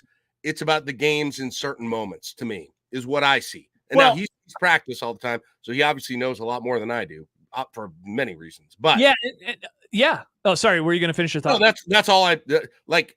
To me, it's less about games versus practices. It's more about games, before or after that moment when is the oblique moment, essentially. Yeah, 100%. And I know I've said this before, so apologies for repeating myself, but you just mentioned these oblique moments, but then there's like very specific moments and they respond poorly to them. One of the things that I thought about last year's Illinois game and why they never responded super poorly to all the dumb mistakes the offense made in the fourth quarter and third quarter was because they were always up by 2 scores. Yep. They never had to they never had the defense, never had to enter the field thinking, oh my gosh, if we don't make a stop, we're going to lose the game. But you know what they had to do against Minnesota? You know what they had to do against Maryland and Wisconsin and Iowa? They had to make a stop or else they were going to lose the game. And guess what? Those were the games in which they were unable to make stops. But when they had a 2-score lead, when they were up by 2 scores in the Northern Illinois or La Tech games, guess what they did? They got stops. They were able to make plays because they had a 2-score lead. yes, once it got into crunch time after the oblique moment, or however you want to describe it, I mean, just think of all these games. Look at going down the field like Wisconsin twice, like a hot knife through butter to start that game. Yeah. And then where was it? Right? Exactly. Or again, pick your favorite loss last year, right? Or the defense consistently stopping the Maryland having no running game whatsoever. And then boom, last drive, all of a sudden they're popping off 25-yard runs out of nowhere. Yeah. Same with Iowa. It's the same thing. It's like the team has taken on a different character at some point in these games than what we've seen previously in the game and probably compared to what you've seen in practice. And you've got to attack that head on at some point, because that is the problem, Josh. Like, that's the problem. We can talk about turnovers. We can talk about the defense not creating turnovers or getting a pass rush. We can talk about all of these little things. But to me, by far, the biggest problem is that at some point they turtle their head inside of their shell and they freak out. And it's still, and we thought it was going to be done in year 2 of Scott Frost, in year 3 of Scott Frost. And then we thought it was going to be done when Matt Rule got here. It still is the same thing. Again, yeah. It's unbelievable, but it's the same thing. Yeah. A couple comments. Max writes, great point. Even the Purdue game too, up by a couple scores. Disasters. Jeff Sims turnovers late, but they still close it out fine. Seems totally mental. Yeah, that game they're up by 24-0. They're dominating. So when the tire fire of a possession happens with Sims, not a big deal in the end, because they were up by multiple scores and it did not change the tenor of that game. The only thing that really changed was they went from a shutout and a completely dominating victory to one that has a closer final score. Let's see. Jason texts in. He says, Josh, this all makes sense with what we've seen over the years. How many times have we heard the coaches say they don't understand how the team can practice so well and not show up on game day? Yep. And that was the exact thesis of what he was saying is, you guys, his theory is when there are butts in the seats, you guys are different. I don't know if that's it, but look, I'm glad he is going right at it, whatever it is, because performance anxiety is certainly a thing, right? Like, that's not a surprise that a team would struggle, but to struggle to this degree where it's even showing up in practice, like that's something else. And it's interesting. What is it? Like the things he was describing, you got in a fight, like what exactly goes into that situation? Why does that happen? Is that about showing off, or is that about something else? I don't know. Or is it about nerves? Yeah, is it about not having? Is it just not having discipline? Right? Yeah, like you want to do so well that you end up struggling. Because I've heard Jack. I can't remember who said it first recently, but that they heard from a NFL coach that what separates the great players from the not great players is not that they raise their level of play in the big moments. It's that everyone else drops off and they're able to stay the exact same. That's what makes a Patrick Mahomes better than Dak Prescott, for example. Dak Prescott, the moment gets to him. Patrick Mahomes is not that he reaches the moment. No, he is the same as he always is. He prepares the same way every single week, and then that shows up on a Sunday afternoon or whatever it is. Why is it? And I mean, the fact again that this is happening in practice, like that's the part that it's just, it kind of is. It goes up a level compared to what we have talked about in recent years with, the lights turn on and then they struggle. I mean, I guess the lights were on. It was an 1890 event. Like it's pretty interesting though. Yeah. I'm with you. I don't think this has to mean like time to change how you view the season, but it is, I don't know, pretty surprising. No, I'm glad he's meeting it head on, but I'll also tell you this, Josh, and I said this before Scott Frost last year. I said every one of these games where that happens, and maybe every practice that it happens, but every one of these games where that happens, the oblique moment and they don't come through makes getting out of that hole harder. And guess what? They've now dug themselves how many years of this consistently? How many years of this consistently? And it builds up in the psyche of a program. And I think that might be one thing. I think, I'm not saying he did anything wrong, but because I would have underestimated this too. You can't just clear that. You can't clear that, the mental impact of that out of a program, no matter how good of a coach that you are. It is going to take. They have to believe it. It can't just be him believing in them. Yes. And it's got to work at some point too. I kept saying that last year, Josh. They've got to have one of these dang games where they get the break at the end. They get the drive to win the game. They get the stop to win the game. They did in their wins. That's not what happened, right? Correct. I mean, kudos to them. They played well. It's not like, great job against Northwestern and Purdue and getting ahead, because they didn't ever need to hit that moment, the oblique moment. But doggone consistency. Minnesota, Wisconsin, Maryland, Iowa.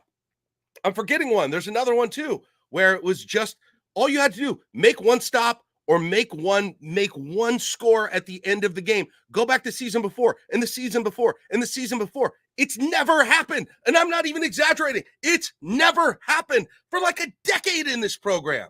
Yeah, it's been a long time. Mind-blowing. It's been a while. I mean, like the last one, like I know that they have won one-score games, but the last time in like a big moment where it was like, whoa, they were able to get the stop.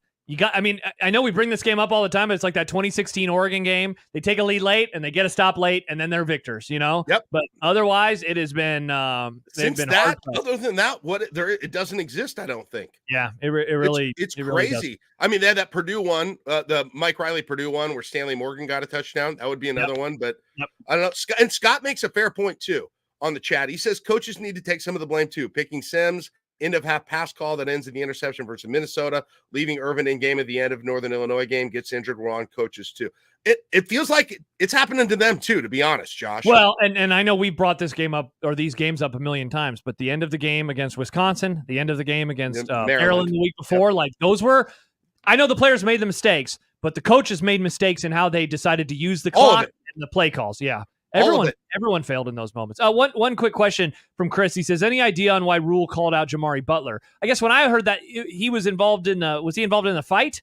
There are two readings of that in my mind, because he also, number one, I thought there's one reading of it where, because he later mentioned Ty Robinson too. I thought calling them out to be leaders. I thought he was maybe calling him out to be leaders, or maybe the other reading of it was he was somehow involved in the skirmish. And so he was drawing his comments directly toward him. I'm not sure which of those was, but with Ty at the end, I'm sure of that's what it is. He basically said, Ty, get your guys' crap together. Right. Yeah. So maybe he was saying Ty because Jamara was the one who was doing it, but that's like full speculation. So I'm not sure. Yeah. And I think, Kyle says maybe they can score in overtime this year. It's been a while. It's been a decade. They've last time they scored, last time they got a first down was in the Iowa game in 2014. We fans are wildly familiar with all of the failures in close games and all of it. Still, Josh, when you see it on paper and you see the numbers and like that little spreadsheet that Stu Manji has about the chances to win or get a stop at the end. Yes. Even having lived it and like it just hyperbolized it in my own head. Even seeing it written down and the numbers and the frequency of it is absolutely mind-blowing.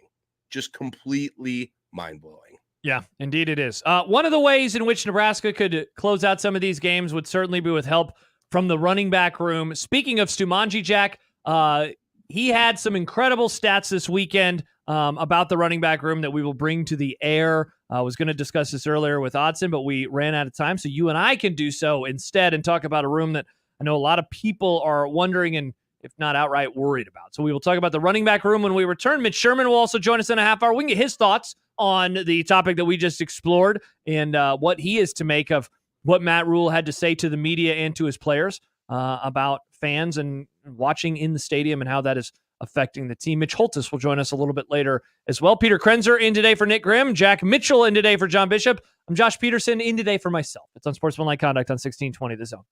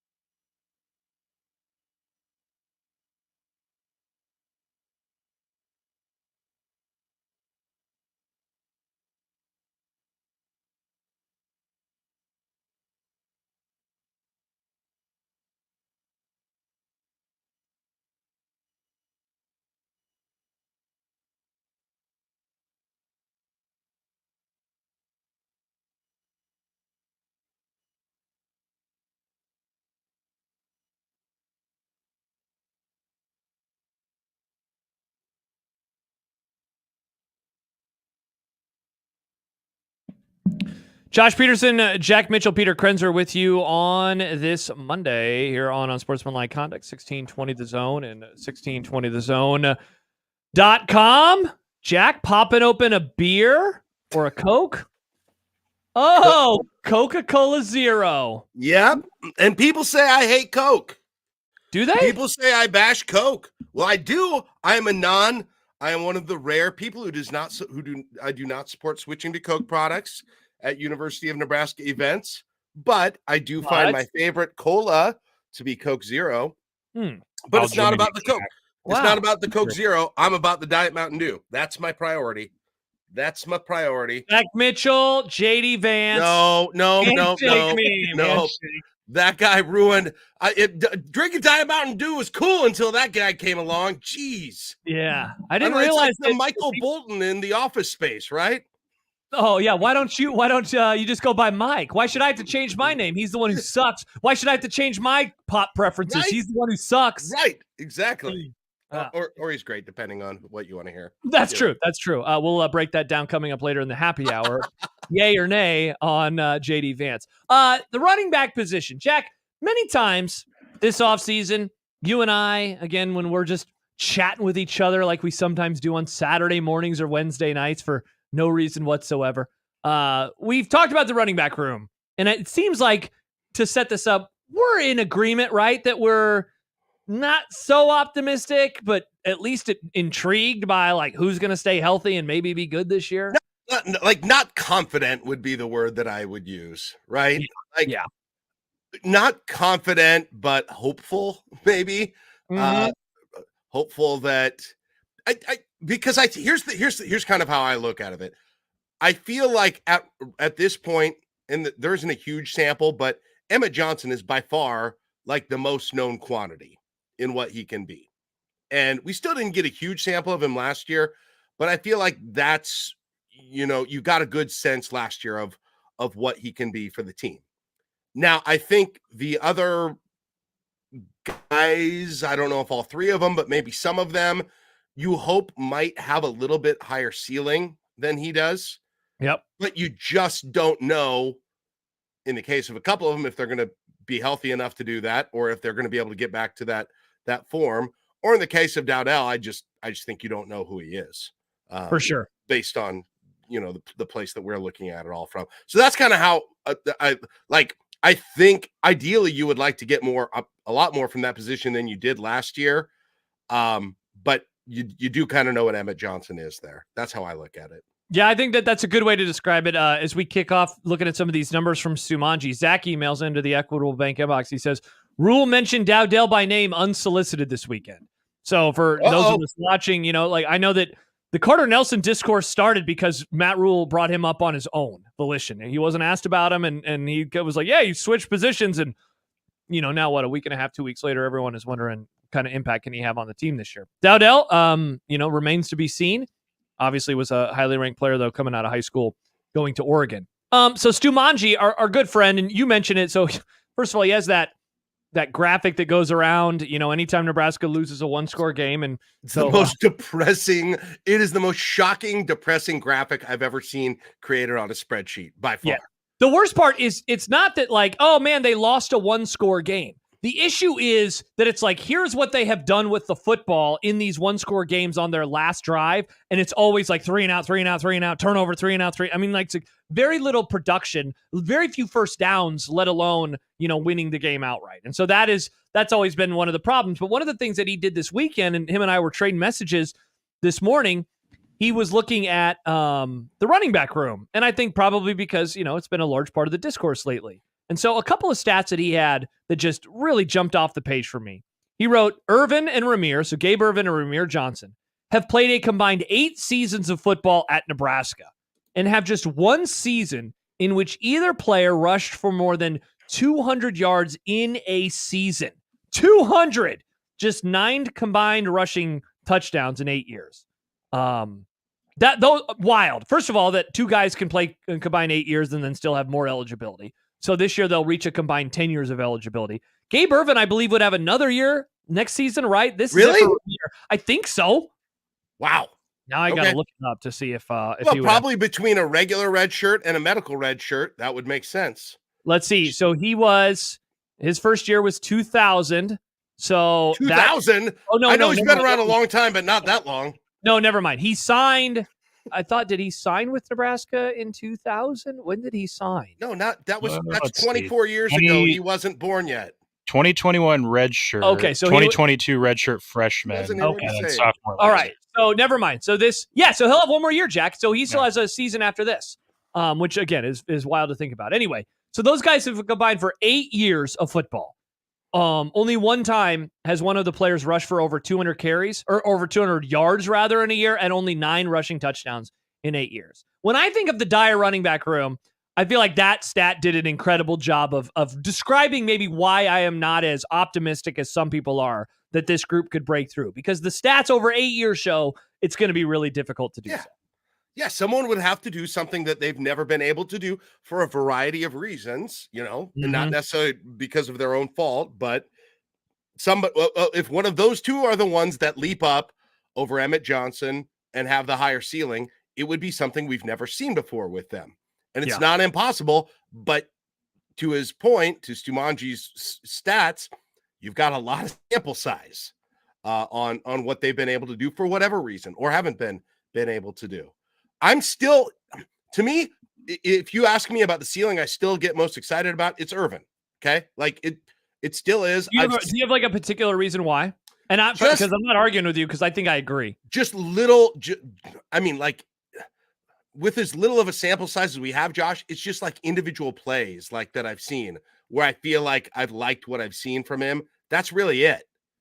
Like, and he looks like he's the type of runner that could be. I still remember a play I think about against Minnesota all the time in that first game last year where he got shoestring tackled on a run where he had a really good burst at the beginning. And I think he would have went the distance. Like, he looked like he was running hard a couple of times in that game. And I started to get excited about him in that game. And what do you know? He's gone immediately. He's gone weeks later. Yeah. Once again with that thing. So, and we've seen it from Ramir too, though. Like, you and we've talked about the Michigan game plenty, where he looked like a great weapon in that game. I remember when Anthony Grant couldn't get anything done against Iowa when Nebraska went up there and beat him. He was horrible in that game. And they put Ramir in, and he looked way better in that game. So, like, it all boils down to like individual moments that are very, they're just not very numerous. But that's what it is for me. I don't know. Do you like who's it for you in terms of just like, if you're thinking of the hope for the best ceiling, who do you have it for? Yeah, I think you just did a great job of breaking it down, and I think I find myself agreeing with you, whether it's like Gabe Ervin and a couple of flashes.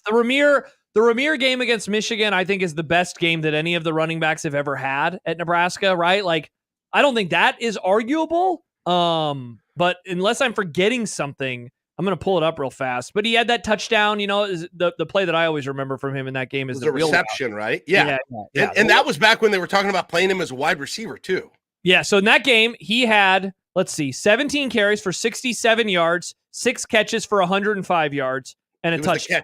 It was the catches. So, in that game. I mean, Jack, you combine the rushing and the receiving, and you're at 172 on 23 total touches and a touchdown along a 43. Like, that's pretty damn good. Against a really good defense. Against a team that made it to the playoff. Yeah, against the team that won the Big Ten in Michigan. So I think I'm with you. But, you got to see it for a little bit longer than, a quarter or a game at a time, right? Right, exactly. They both had very limited moments, but they've had moments. But again, between health and between being able to do that consistently, it's so hard to be able to say, yeah, I have confidence, right, that they're going to be able to get up to that level. It's just been flashes within their career. I'm sure that's what they're going on too. They're like, hey, I've done it, right? We think they can do it again. That's the hand you've been dealt here at this point. And again, going back to, I think Emmett Johnson is kind of the baseline there at that point. I think you'll see some improvement between year 1 and year 2 for him. And then Dowdell's a complete wild card. I just don't know. I can't really proffer much of an opinion on him. So those were the first bits of stats, and I'm going to read something that I don't know. I guess it might be worse depending on your point of view. It's definitely as bad at the very least. But again, if you missed it, combined 8 years of football for Irvin and Ramir. One time in which a player has rushed for more than 200 yards in a season. 9 combined touchdowns in 8 years. By the way, that one time, that was Ramir in the season that we were just talking about. That's the 21 campaign. He came on strong. Let's see, starting with Michigan State, 76, 74, 67, 83, 52, and 62 yards rushing on the ground. Did he get hurt in the Ohio State game, Jack? Do you remember if that's what happened back in 2021? Is that right? I don't remember. Because that's the last game that he plays that year, and they still have a few more after that. So I have to imagine that that's what it was. All right, so here was the second part of the stat from Stu Manji. He says Nebraska's running backs have a combined 374 carries at the FBS level, and just one has gone for more than 30 yards. Ramir for 44 yards versus Colorado last year when they were down 29 points with 2 minutes left. That is an incredible stat. So the long is 44. It happens in a game that's a blowout, and it happens with less than 2 minutes to go. So it's essentially, a pretty useless carry.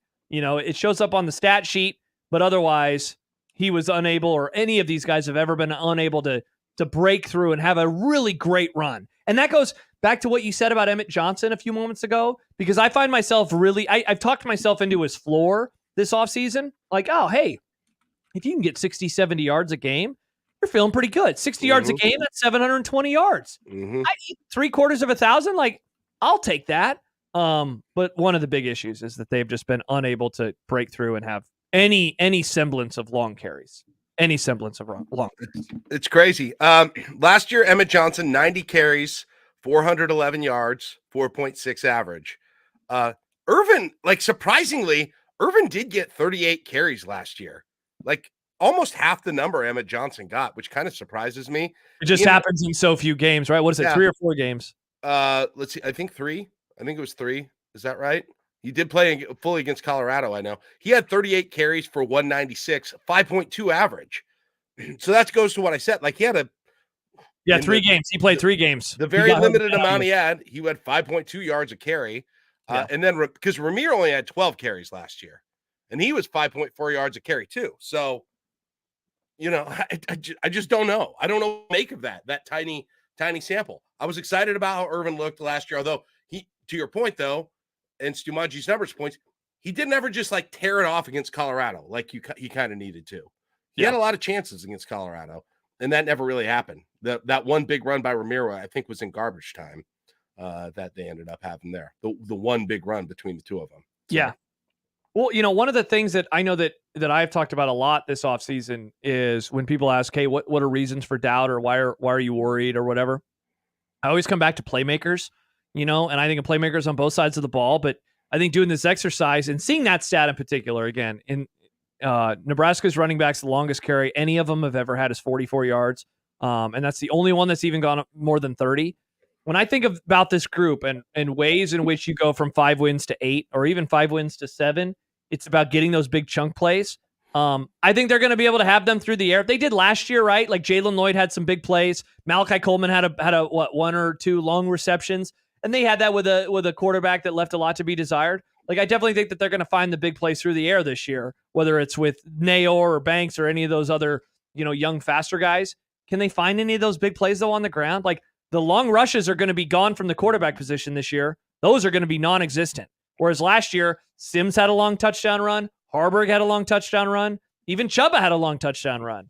It's not going to happen this year with Dylan Raiola.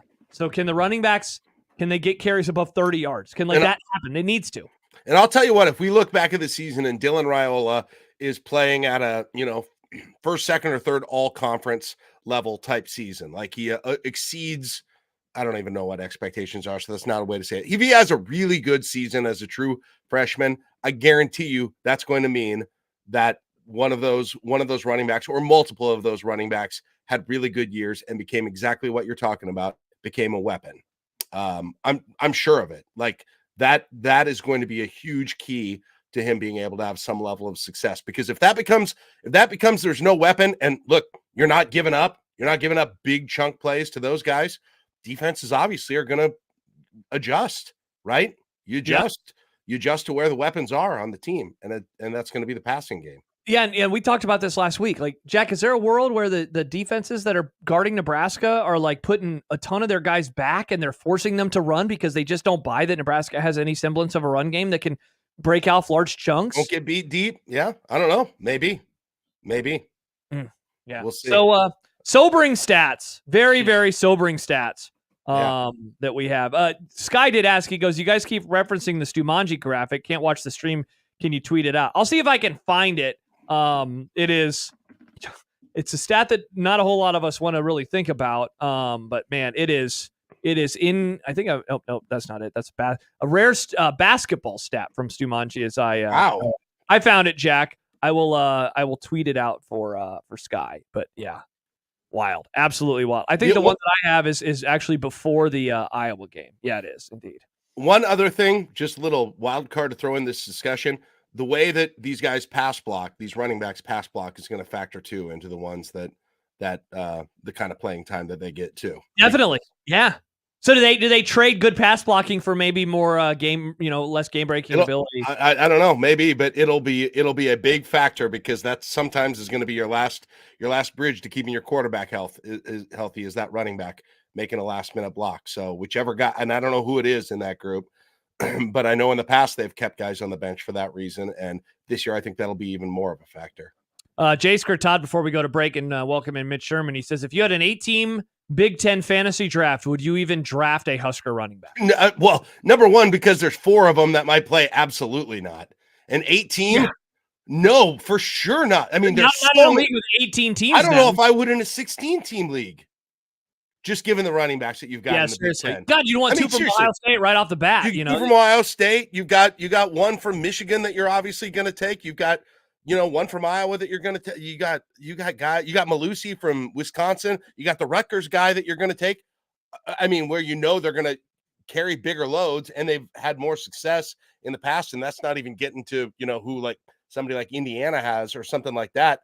You're not taking any of those guys, and I don't think you would be in the top 16. Right? If you were in that hypothetical. Definitely not. I would be shocked if it was. Yeah, absolutely. Still to come, we will dive into the Iowa Hawkeyes in a segment that I know that Jack will probably be giggling and doing a maniacal laugh in the background. You've also taken a deep dive into the Colorado roster. Is that what you've done? You're going to break it down 1 to 105? I just have been frustrated because everyone has these opinions on Colorado, and I'm like, what's that based on? And they're like, well, last year, their roster is so different than it was last year. And so I want to give people a sense of what that means and where these guys came from and, what they did other places to just get some sense of how they compare to what they were last year and how they compare to Nebraska, because goodness knows every day that passes, we're going to be talking about that game more. So I feel like we should at least have some idea of who the opponent is. All right. Well, how about this? In the happy hour today, we'll have a little fun at the expense of those two schools who did beat Nebraska last year. They did. We can admit it. Both things can happen. Look at us acknowledging a fact. Good on us. So we will stipulate. Yes. Yeah. In the happy hour, we'll dive into that. We'll look at both of those programs and discuss what the hell's going on. And I'm looking forward to this breakdown from Jack. So we'll do that. Also, we'll have Mitch Holtis coming up in a little bit. We have to look at the rankings for every weekend of the college football season, a topic that is like right up your and my alley. Like, for as much as we disagree on food and television shows, you tell us TV times in a random Saturday in November, and you and I are getting together like we're the two best friends of all time. So we'll talk about that after Mitch Sherman and before Mitch Holtis. But before all of that, we do have to get to Mitch Sherman. He joins us next of The Athletic. Jack Mitchell. And today for John Bishop, I'm Josh Peterson with Peter Krenzer here on 1620 The Zone.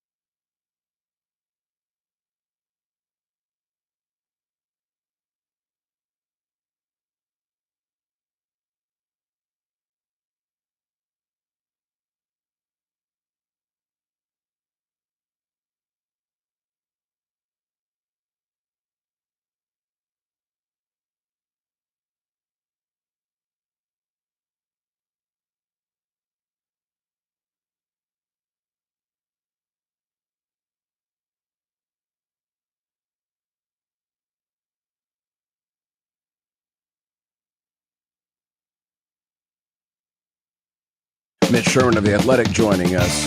Hello, guys. The intent that he had in putting this staff together will overrule all of that, no pun intended. Yeah, you've got to get bigger and bolder every time, right? Call Mitch. Call Mitch. Call Mitch. Call Mitch. He is Mitch Sherman of The Athletic, and he joins us each and every Monday at this time. Mitch, good afternoon. How are you?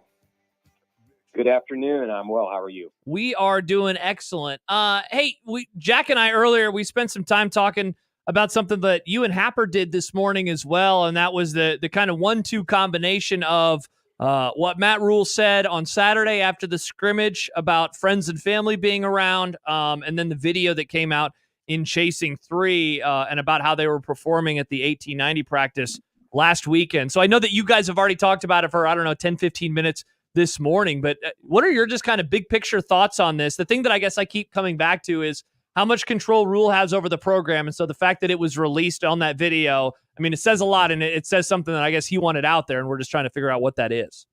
Right. Yeah, we kind of got it. We kind of came to that conclusion that obviously if you see it in the Chasing 3 documentary, then it was a deliberate decision by Matt Rule to put it out there. Not that he said it in the moment last Saturday or a week ago Saturday with any intention at that time to get it out to the public. I think that was entirely in the moment based on what he saw in that practice.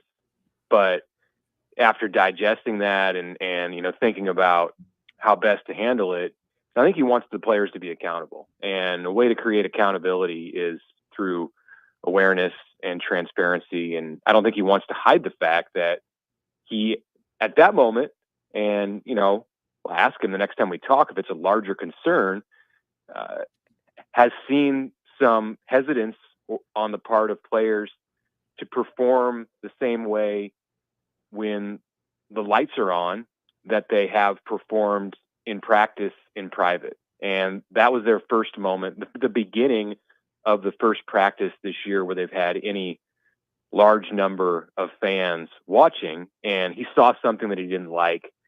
There was a fight, and I don't think it was that necessarily. He wasn't happy that they had a fight right at the beginning of that practice. It wasn't a big knockdown drag out. It was a couple of linemen who played after the whistle. It just wasn't what he wanted to put out there in front of the fans. More than that, it seemed that he was disgusted in some of the attention to detail and just the way that it looked at the beginning of that practice in comparison to what he had seen in the week leading up to that when Nebraska was in the early days of camp. So he got after him about it. And, I've given it more thought and I don't think that this is like some large message or, a great signal that like Nebraska has this issue with stage fright or the players are going to be unable to perform on August 31st. But I think it's almost counterintuitive to think that then a week later he would shut down practice and take the fans out because he wants them to be able to perform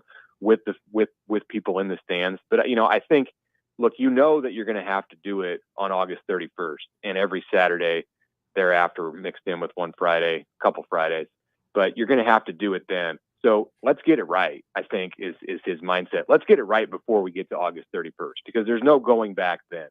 So that, to me, is part of the reason that he took the high school coaches / former players / families out of the off the sideline on Saturday. And I think the other reason he did it, and he didn't talk about this on Saturday, but I think the other reason he did it is because it's getting close to the season now. We're just 2 more Saturdays away from this weekend when they open the season.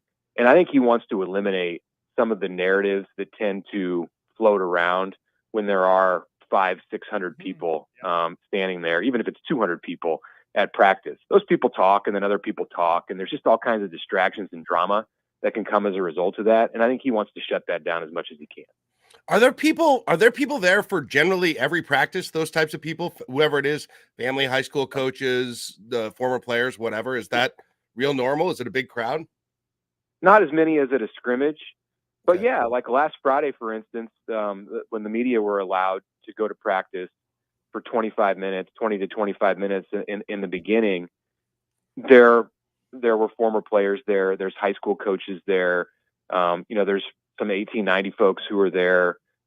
It's not an overwhelming number. It's not like the sideline is filled up with 100 or 200 people on a Friday morning or a Tuesday morning, but it's enough that if everybody there talks, and those people talk, Right. there's plenty of word to get around, and they're not going to take those people away during the week. It's just on Saturday, and more people are going to tend to show up for a scrimmage. That's just the reality of it, because they're simulating a game, and that's when you're going to be able to glean the most.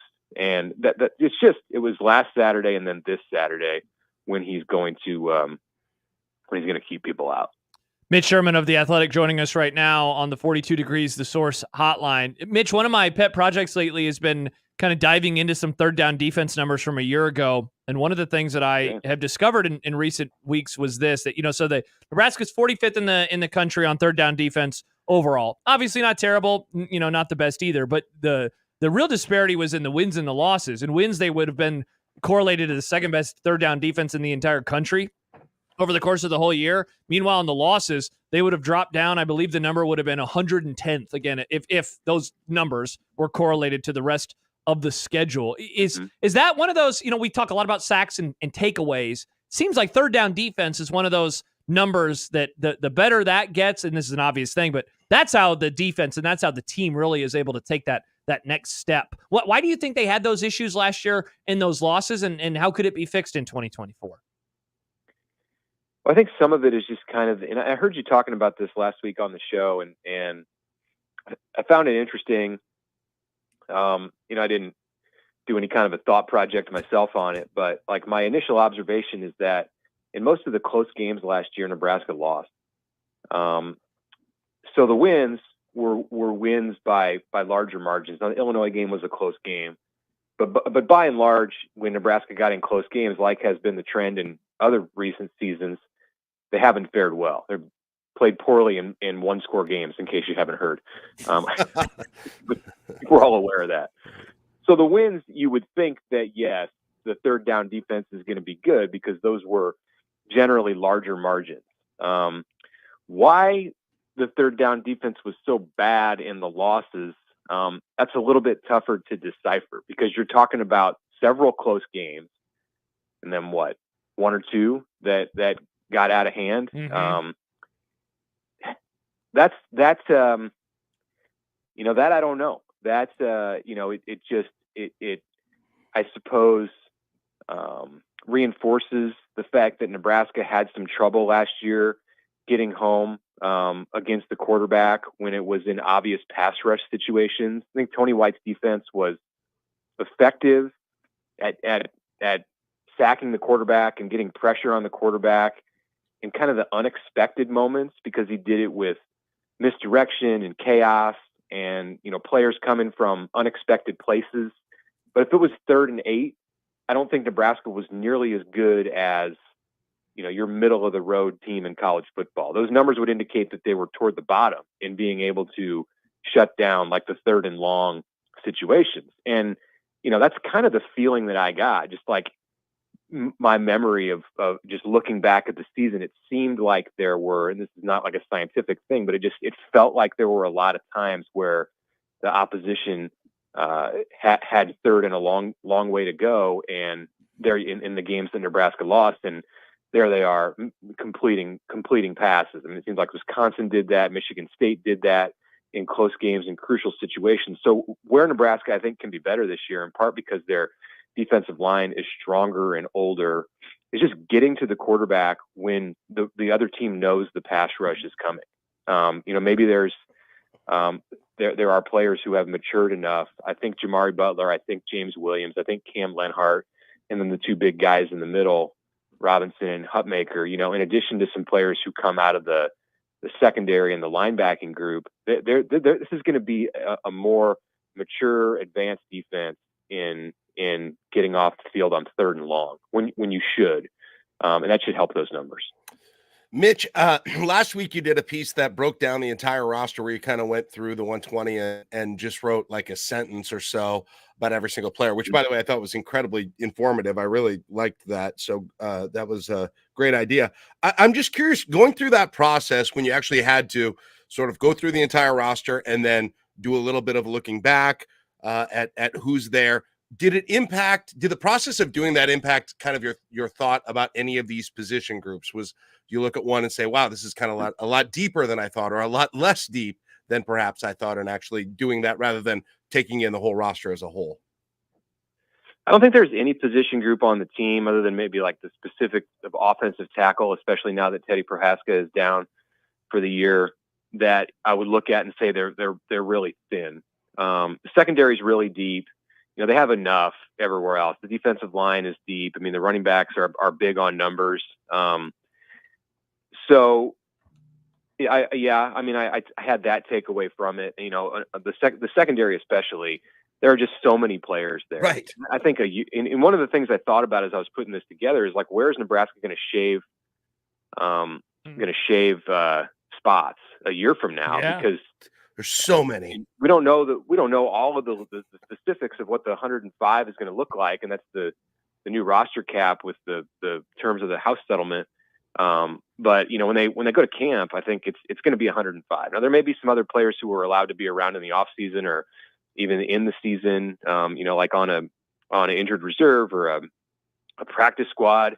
If there's possibly something like that could exist, but this core 120 that we have now is going to have to be 105 in 12 months or 11 and a half months, and it's hard to go through that list and think, all right, you're going to lose these 15 guys. I mean, sure, there's going to be players who are gone because of graduation and just like the natural ebb and flow of the transfer portal, but they're going to go out and replace those players with the recruits that they're putting together right now. So just it reinforces that it is going to have to be a smaller group that they sign, and so they're not all that far from being done. I mean, a few more players in this class. Like usually we say that like they're at 17 or 18 recruits, and you say, yeah, it might be a small class this year because you look at the seniors and this is how many they got to replace, and then they end up signing 28. Because Nebraska can just add bodies to the roster. Well, they can't just add bodies to the roster anymore after this season. So as I went through it, I thought more about the future and what it was going to look like a year from now, even 6 months from now, than I did.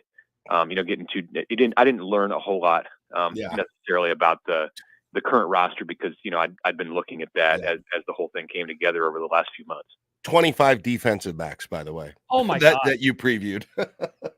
25 and 105 man roster. Can you imagine that? 25. So yeah, it won't be 25 out of 105. That's for sure. Yep. Mitch Sherman of The Athletic joining us. Mitch, another thing that has come up a lot lately is it seems like all of us collectively rowing in the boat of the wide receiver room is going to be good and really allow for Nebraska's offense to improve. If we're trying to poke a hole in that argument, is there a reason that you would say like we do need to cool our jets a little bit because the production is either external and they haven't played at Nebraska yet before, or it's young guys? Like what do you think of that wide receiver room right now?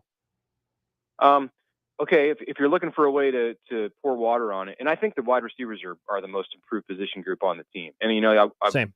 I see we've had a chance to interview Isaiah Nayor. Now he talked on Saturday, and then Jamal Banks was at the beginning of camp. Those guys are like NFL looking wide receivers. Not to say that they're we'll see how it goes this year. They both have an opportunity for sure to be in the NFL a year from now, and they're built like NFL receivers, and they're old. And they've done it at the college level. It's been a couple years since Nayor did, but they're both proven players. And I think those two they complete the room. They're the main reason that the group is way different than what it looked like a year ago. There's other smaller reasons. I mean, you can point to Carter Nelson. You can point to the freshman from last year being a year older. Janiron Bonner being back in that group. Isaiah Garcia Castaneda being healthy, but he was healthy a year ago at this time too. So until he played a game, the thing that I would look at is the number of these players who are coming back from injury, who have had injuries in their career, ACLs and shoulders and different things. I mean, just in this group, Nayor has missed considerable time. That's why he's not at Texas anymore, because he couldn't he struggled to get healthy, and then when he did, struggled to get into the rotation because of the injury that he had. Garcia Castaneda was hurt all of last season. You know, Malachi Coleman was hurt this year in the offseason. There are some others. Elliott Brown is coming back from an ACL. I get that he's not a key piece in catching passes, but he's important to that room, and he can do the things that he would normally do, whether he's healthy or not. But there are a number of players that they're relying on who we'll see if they get out there and are able to handle the rigors of a college football season, because at times in the past it's been no. Hey, Mitch, on the you mentioned the Prohaska injury, and that's been kind of the big story of camp so far. Is it oversimplification to say it's basically a situation where you've got Corcoran and Gatula right now sort of battling and or filling in at that spot in some form? You know, obviously other things can change with other injury, or is it a little bit, is there more involvement than just those two so far? Well, I think it has a little bit of a trickle down effect. I think, you know, you have to look at your freshmen a little bit differently now. I don't believe that Grant Brix gets into that mix. I just don't think he's ready. I mean, he's put on some good weight, and he looks like a Big Ten football player now at like 310 pounds. But he can learn the game a lot more. I mean, he's coming from small high school football, small level in Iowa. And, you know, it's one thing for Carter Nelson to come in and learn how to run some routes as a wide receiver and use his skills. It's another entirely for a guy like Grant Brix to come in and be an offensive lineman in the Big Ten. So I don't think it trickles down that far. But he was with the twos on Friday when we watched them, you know, because Corcoran was out. So you had Gatula at left tackle as the one. You had Brock Knutson or Tyler Kanak working with you know, those top couple of units.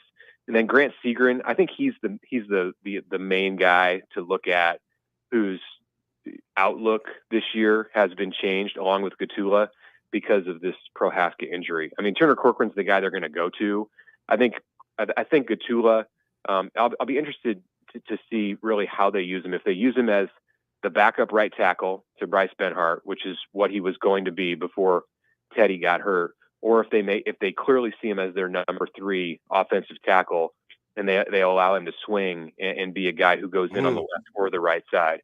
That I don't know. You know, he's played left and right here in the last 10 days, but if they feel okay about Grant Segrin, then maybe Gatula plays number 2 right tackle and Segrin is the number 2 left tackle. Okay. Mitch Sherman of The Athletic. Mitch, as always, we appreciate the time. Thanks for joining us. Have an awesome week. All right. Thanks, guys. Appreciate it. Mitch Sherman joining us here on the 42 Degrees The Source hotline. Going all the way back, Jack, to the beginning of the chat, and then what you and I talked about earlier. I'm pumped to hear from Matt Rule on Saturday, just because I know that he's going to get asked about the, you know, closing things down now that we have a little bit of extra information. And I'm just curious to see what he has to say about it. You know, the exact thought process, and maybe just get a few extra questions, you know, answered from the media. You know what's fun when you say that? It makes me think, you know, what's kind of unique about that is when you say he's going to get asked about something at a press conference. Typically that means someone's going to get asked about something that they haven't talked about or don't want to talk about. I get every sense in the world he wants to talk about this.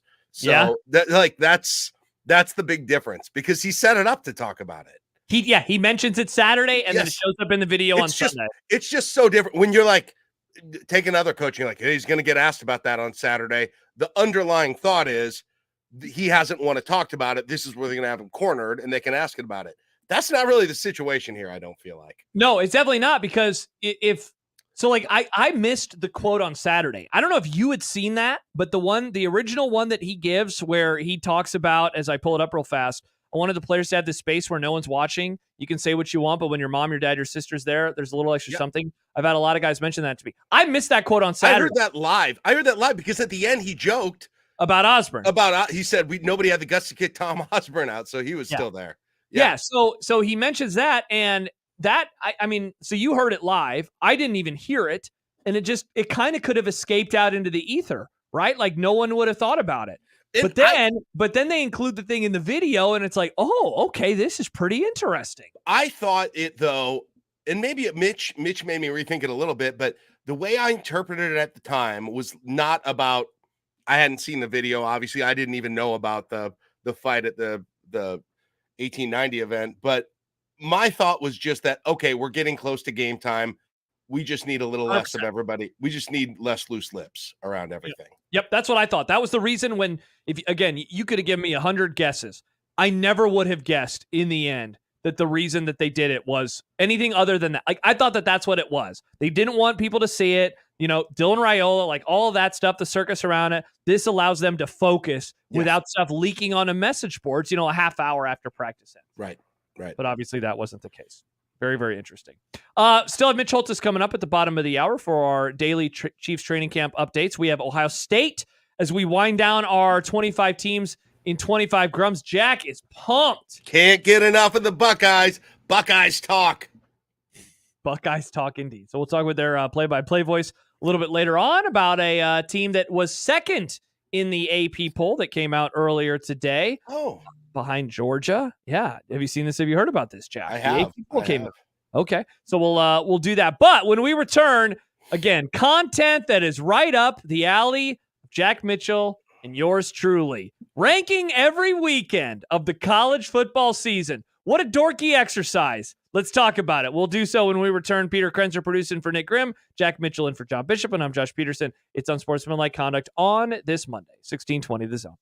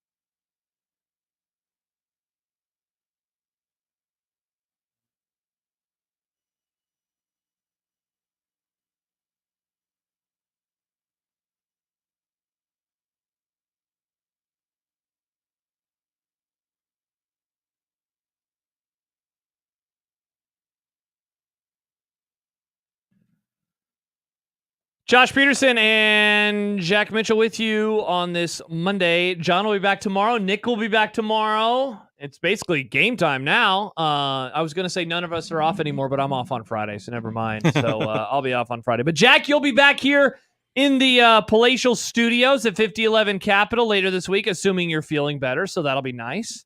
Yeah, one way or the other. I'll be doing one of the final shows of Connor's absence. Wednesday, I believe. I'm on Connor's show. So wow, awesome. Well, we'll look forward to having you in here for the crossover on Wednesday. Still to come today, we have Mitch Holtis talking about the Chiefs, among other things. Jack had some Olympic takes that I know he would like to get off his chest, so if we have time for those, we can get to them. And a deep dive into what the hell's going on with Colorado's roster, and is Iowa okay at quarterback? Whew. The reports coming out of their practice this weekend were not very good. But before that, one of the things that Jack and I have long enjoyed celebrating together is looking ahead to college football weekends. Jack and I fantasize about sitting on the couch and which games we'll be watching, just watching football. That's what we fantasize about. You make it sound like we're sexting about this. Yeah, I mean, when you start thinking about some of the language we used and how hot and heavy it all feels, maybe this is our version. Is this the dude's version of sexting? Is this the platonic version of sexting? Me and you just rattling off games in week 11 back and forth, and like each one takes it up another notch, and you're like, oh man. Tell me more, Jack. Tell me more. How far do you want to go with this? Yeah, but some account named CF Budge, who is followed by two people that I follow, Kelly Ford and Jack Mitchell. I followed him 30 seconds ago. So oh, nice. All right, so it would have just been our good buddy K Ford, who joined the Grum recently. He earned it with this content, though. This is some good stuff. He put together every week of the 2024 college football season ranked a thread, and then he says week 0 can't compete. Only 4 games. So the worst weekend of the entire season, Jack, he says, is week 0. And it is a tough week 0 this year. Like, remember 5 years ago, the 150th anniversary season when Florida played Miami and it was like, whoa, our week 0 is about to be awesome moving forward. Yeah. And Nebraska was involved a couple of times and those years sucked. But otherwise, week 0s have been just a little too meh for my taste. There's only 2, I believe, FBS on FBS games. I believe there's only 2 of those that are listed are FBS versus FBS. The Florida State Georgia Tech game, and what's the other game? Nevada and Troy. Nevada SMU, you mean? Yeah. Okay. Well, I'm just looking at the logo here. He put the wrong logo. Wow. He has the Troy logo. You're right. It is SMU. I don't know. Troy didn't sound right to me. Unfollow coming from Mr. Bud. There we go. That was a fun 30 seconds. But like New Mexico plays, but it's Montana State, which I guess I'm sure I'll watch that if that's on. And of course, it's football. It's going to be great. Hawaii plays Delaware State kicking off at 11. What a weird game. Delaware State setting a travel record in that one. But usually wasn't week 0 part of what week 0 was so they could have an extra bye week for Hawaii's opponents during the years. Yes, and that's what it originally used to be. So you would have a lot of Hawaii's opponents that were playing in those games. Like Cal played a random game, I remember. Yep. There's been a few of those. So I think UCLA has played the week 0 time or two. Yeah. So not much. It's fine. Whatever. It's fine. All I need is some games. Florida State, Georgia State. Hey, you can have a major random upset from Ireland in that first game. That would Don't sleep on that. Don't sleep on that. How do you feel about the fact that the season will begin at 11 a.m.? That's kind of nice, right? That we don't have to wait for like 12 o'clock or 1 o'clock, that we get a game. Like when Nebraska played over there, I think it was like a 1:30 or 2:30 game. So it was a later kickoff. So we got football right away at 11. Right away. And there's not much of the rest of the day, but that's fine. Yeah, that's fine. The first Saturday I'll watch. I'll have games on. It's definitely more background noise than anything. But it'll be college football, and that's what we can. I don't know how you wanted to go through this, but could we just then go to like week 1 then and where it is on the list? Sure. All right. Because I think that's what people will be interested in. All right. Week 1 is number 10. Is his 10th best weekend. He writes the top tier games are absolutely money. Too many FCS matchups, however, and it weighs the whole week down. Which, that makes sense, right? Of course, the FCS games are going to weigh things down. He highlights 8 games here. The Jackrabbits of South Dakota State at Oklahoma State. That's interesting. Ooh, that is interesting. Notre Dame, Texas A&M, LSU, USC. I'd say that's the marquee game of the entire And that's weekend. Sunday night, unfortunately. That's a Sunday game. Penn State, West Virginia. That's the big noon game. It'll be all right.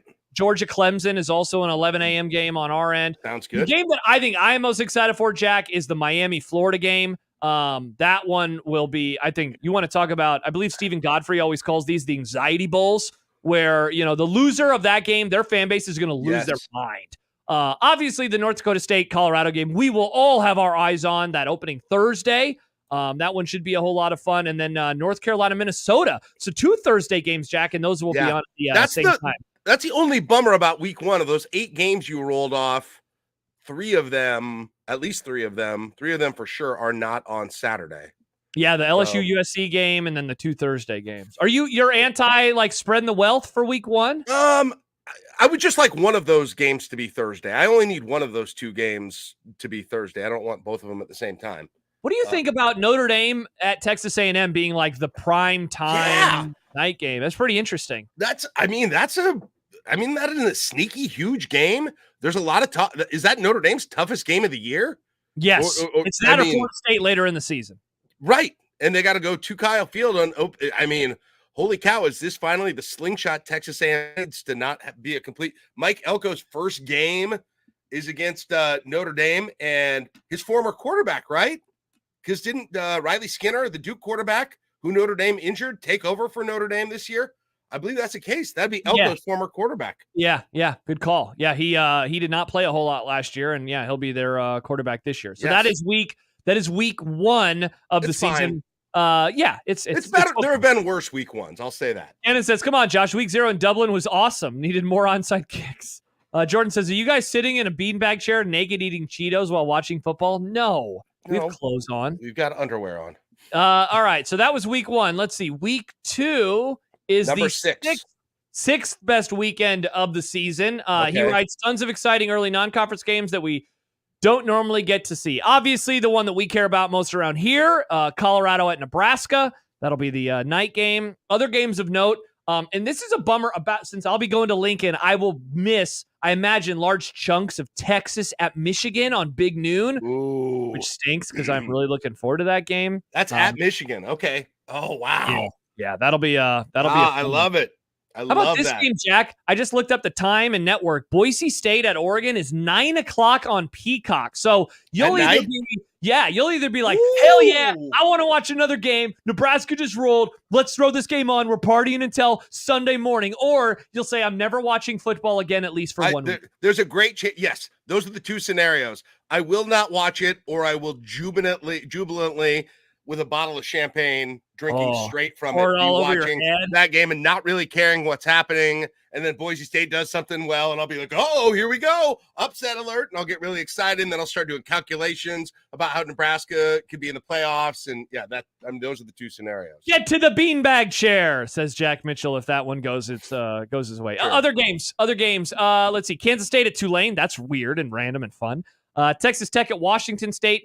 Tennessee at North Carolina State, the El Astico, Iowa State at Iowa, and Arkansas at Oklahoma State. That's a random non-conference match. Arkansas at Oklahoma State. Ugh. Yeah, that's weird. Let's see. Week 3. I think I already passed this one. Yep, there it is. Number 9.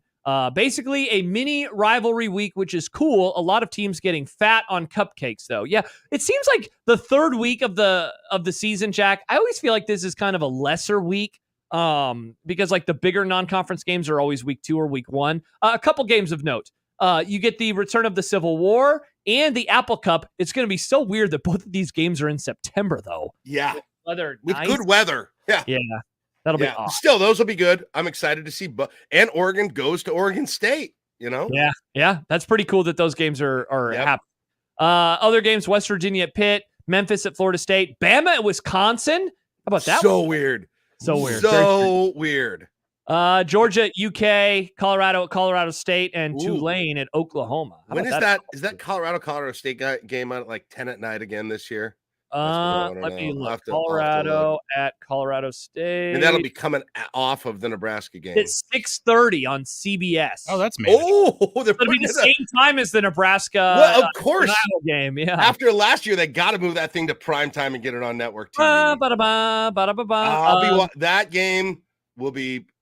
Well, I don't know how I'll feel about that game after Nebraska plays them the week before. Should we just go to the top three game? Yeah, then let's do that. Rather? All right, cool. So that's like basically the first few weeks of the season. The third best week of the whole year is week 5. CFB Budge writes, the biggest game in the SEC, the biggest game for the G5, the biggest game for Notre Dame, the 2 biggest games for the Big 12. Awesome stuff. The games in question, Georgia at Bama. Hell yeah. First regular season game since 2020. And I believe, Jack, this is the first game in the regular season with normal fans since 2015. That's already in week 5? Okay. Yeah, it's the last week of September. Some other ones. Wisconsin at USC. That's weird. That's a conference game now. Oklahoma at Auburn. Also a conference game now. Very strange. Louisville at Notre Dame. Arizona at Utah. Oklahoma State at Kansas State. Virginia Tech at Miami. The big G5 game you mentioned was Liberty at App State. That is week 5. That'd be a big playoff implication game. Nebraska, by the way, the week 5, that is the who do they play that week, Jack? That's the 28th. Indy. Right? No, that's not Indiana. Is that Rutgers? I'm They getting play this. that week. Yeah, Purdue. Play Purdue. I believe that's an 11 a.m. game for Nebraska. Okay. The second best week of the season is week 11. As he writes, some hugely consequential games for the late playoff race. Could be 7 to 8 real CFP elimination games, and that's dope. The game on this page, and Jack, if you can try to find week 11, so we can I'm see trying to figure out what date this is. So here, I can tell you real fast, unless you got it. It is November 9th. All right, yep, I got it. All right, Georgia at Ole Miss, Washington at Penn State, Clemson at Virginia Tech, Florida at Texas. Wow, that's fun. Bama at LSU, always good. Oklahoma at Missouri, BYU at Utah. Hell yeah, Holy War. And Florida State at Notre Dame. Who's Nebraska play that week? Off Jack? week. That's the one in between UCLA and USC. I think. Put the feet on the couch and watch some damn football. Stress-free. Oh, Jack, that sounds amazing. God, that is a good one, isn't it? Wow. It is. And finally, the best week of the season, of course, is week 14, a.k.a. rivalry week. He writes, it still conquers all, the lifeblood of college football. The games. Mississippi State at Ole Miss, Washington at Oregon, Georgia Tech at Georgia. Okay, that game didn't need to be included. No. Michigan at Ohio State, the Iron Bowl, Texas at Texas A&M, Oklahoma at LSU, Florida at Florida State, and then honorable mention, Arkansas at Missouri, South Carolina at Clemson, Louisville at Kentucky, Arizona State at Arizona. Who is this? Utah. Thank you. Utah at UCF, Illinois at Northwestern. What? Purdue at Indiana. What? Notre Dame at USC. Okay. NC State at North Carolina and Nebraska at Iowa. Dude, one of my favorite parts, Jack, of this entire season is that Texas and Texas A&M are playing each other again. Let's freaking go. That would be awesome. They used to do that game on like Thanksgiving night, didn't they? It used to be on Thanksgiving night. And it was on Black Friday for a while because it would either be before or after it was both. the Nebraska game. They also, I think at the very end, they did it on actual Thanksgiving. I think it is on. This is on Saturday. It's on Saturday now. Okay. Yeah. My hope is that at least we got it. You'll start the day. Here's what I would do if I could put together the schedule. It's like you start the day with Michigan and Ohio State, and then you have like the Iron Bowl at 2:30, and then you have the Texas A&M game. Beautiful. Like I agree. Let's go. It's got to be the nightcap.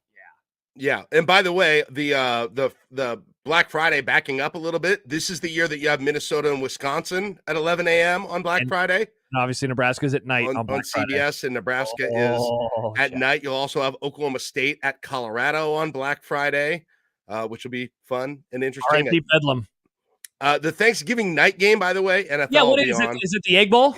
It is. No, not even the Egg Bowl. It's Memphis at Tulane. What? Oh, yeah. Peter, I missed the Egg Bowl.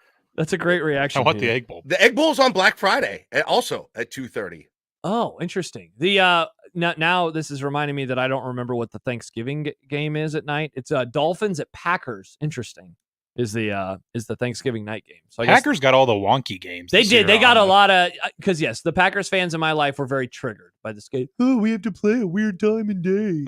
Get used to it. That's what happens when you're a good team. Oh yeah, and there's a Black Friday NFL game, isn't there? There is a Black Friday NFL game. It's Raiders Chiefs. Oh, jeez. What, Jack? It's okay. It's just a game. You don't have to watch. I know. I just for some reason that is the one expansion of the NFL schedule that I'm like, that's the one that's too much for me. Interesting. All right, so there we go. That's some good edging. That was good. I like that. Yeah, I like that. Man, this did not do any help for me being impatient for the next couple of weeks to pass. So yeah, indeed. It'll be week 0 in, what is it? 11, not 11 days, in 12 days. 12 days, Jack. 12 days from week Oh, 0. boy. 12 days. We're not even 2 full weeks anymore for the Aer Lingus Classic. Aer Lingus. Upset special, Georgia Tech. You put it down now. See what you can get for points. Do it now. Other thing that we are close to is the start of the NFL season. We are 3.5 weeks away from the opener between the Chiefs and the Ravens. When we return, Mitch Holtis will join us. We will get an update on how training camp is going, how the first preseason game went, rather, and more. And all of this is a great reminder that fall is just around the corner, and 1620 The Zone is giving you the chance to win season passes to Nebraska's favorite fall attraction, Vala's Pumpkin Patch. You could win 2 2024 season passes to Vala's. Enjoy all the fall family fun that Vala's has to offer. Enter to win right now at 1620thezone.com. And Josh Peterson here for the FanDuel Sportsbook. All of this talk about games has us incredibly excited because football is approaching and it is time to get in on the action this season. Right now, look, you got the week 1 lines, totals, game props, but you also have the long season props. You could go with win totals. You could go with Super Bowl odds. You could go with maybe a team to win the division. Not to mention this, season leaders. Most passing yards, Patrick Mahomes leads the way at plus 650, but a lot of people like CJ Stroud this year at 7-1. So maybe you go with that. Whatever it is, just go to FanDuel.com/1620 today because right now new customers, you get $150 in bonus bets if your first $5 bet wins. There's no better place to get ready for football season than on FanDuel, America's #1 sportsbook, official sports betting partner of the NFL. Go to FanDuel.com/1620 to sign up today. 21 plus and present in Iowa. First online real money wager only. $5 first deposit required. Bonus issued is non-withdrawable bonus bets, which expire 7 days after receipt. Restrictions apply. See terms. Sportsbook.fanduel.com. Gambling problem? Call 1-800-BETS-OFF.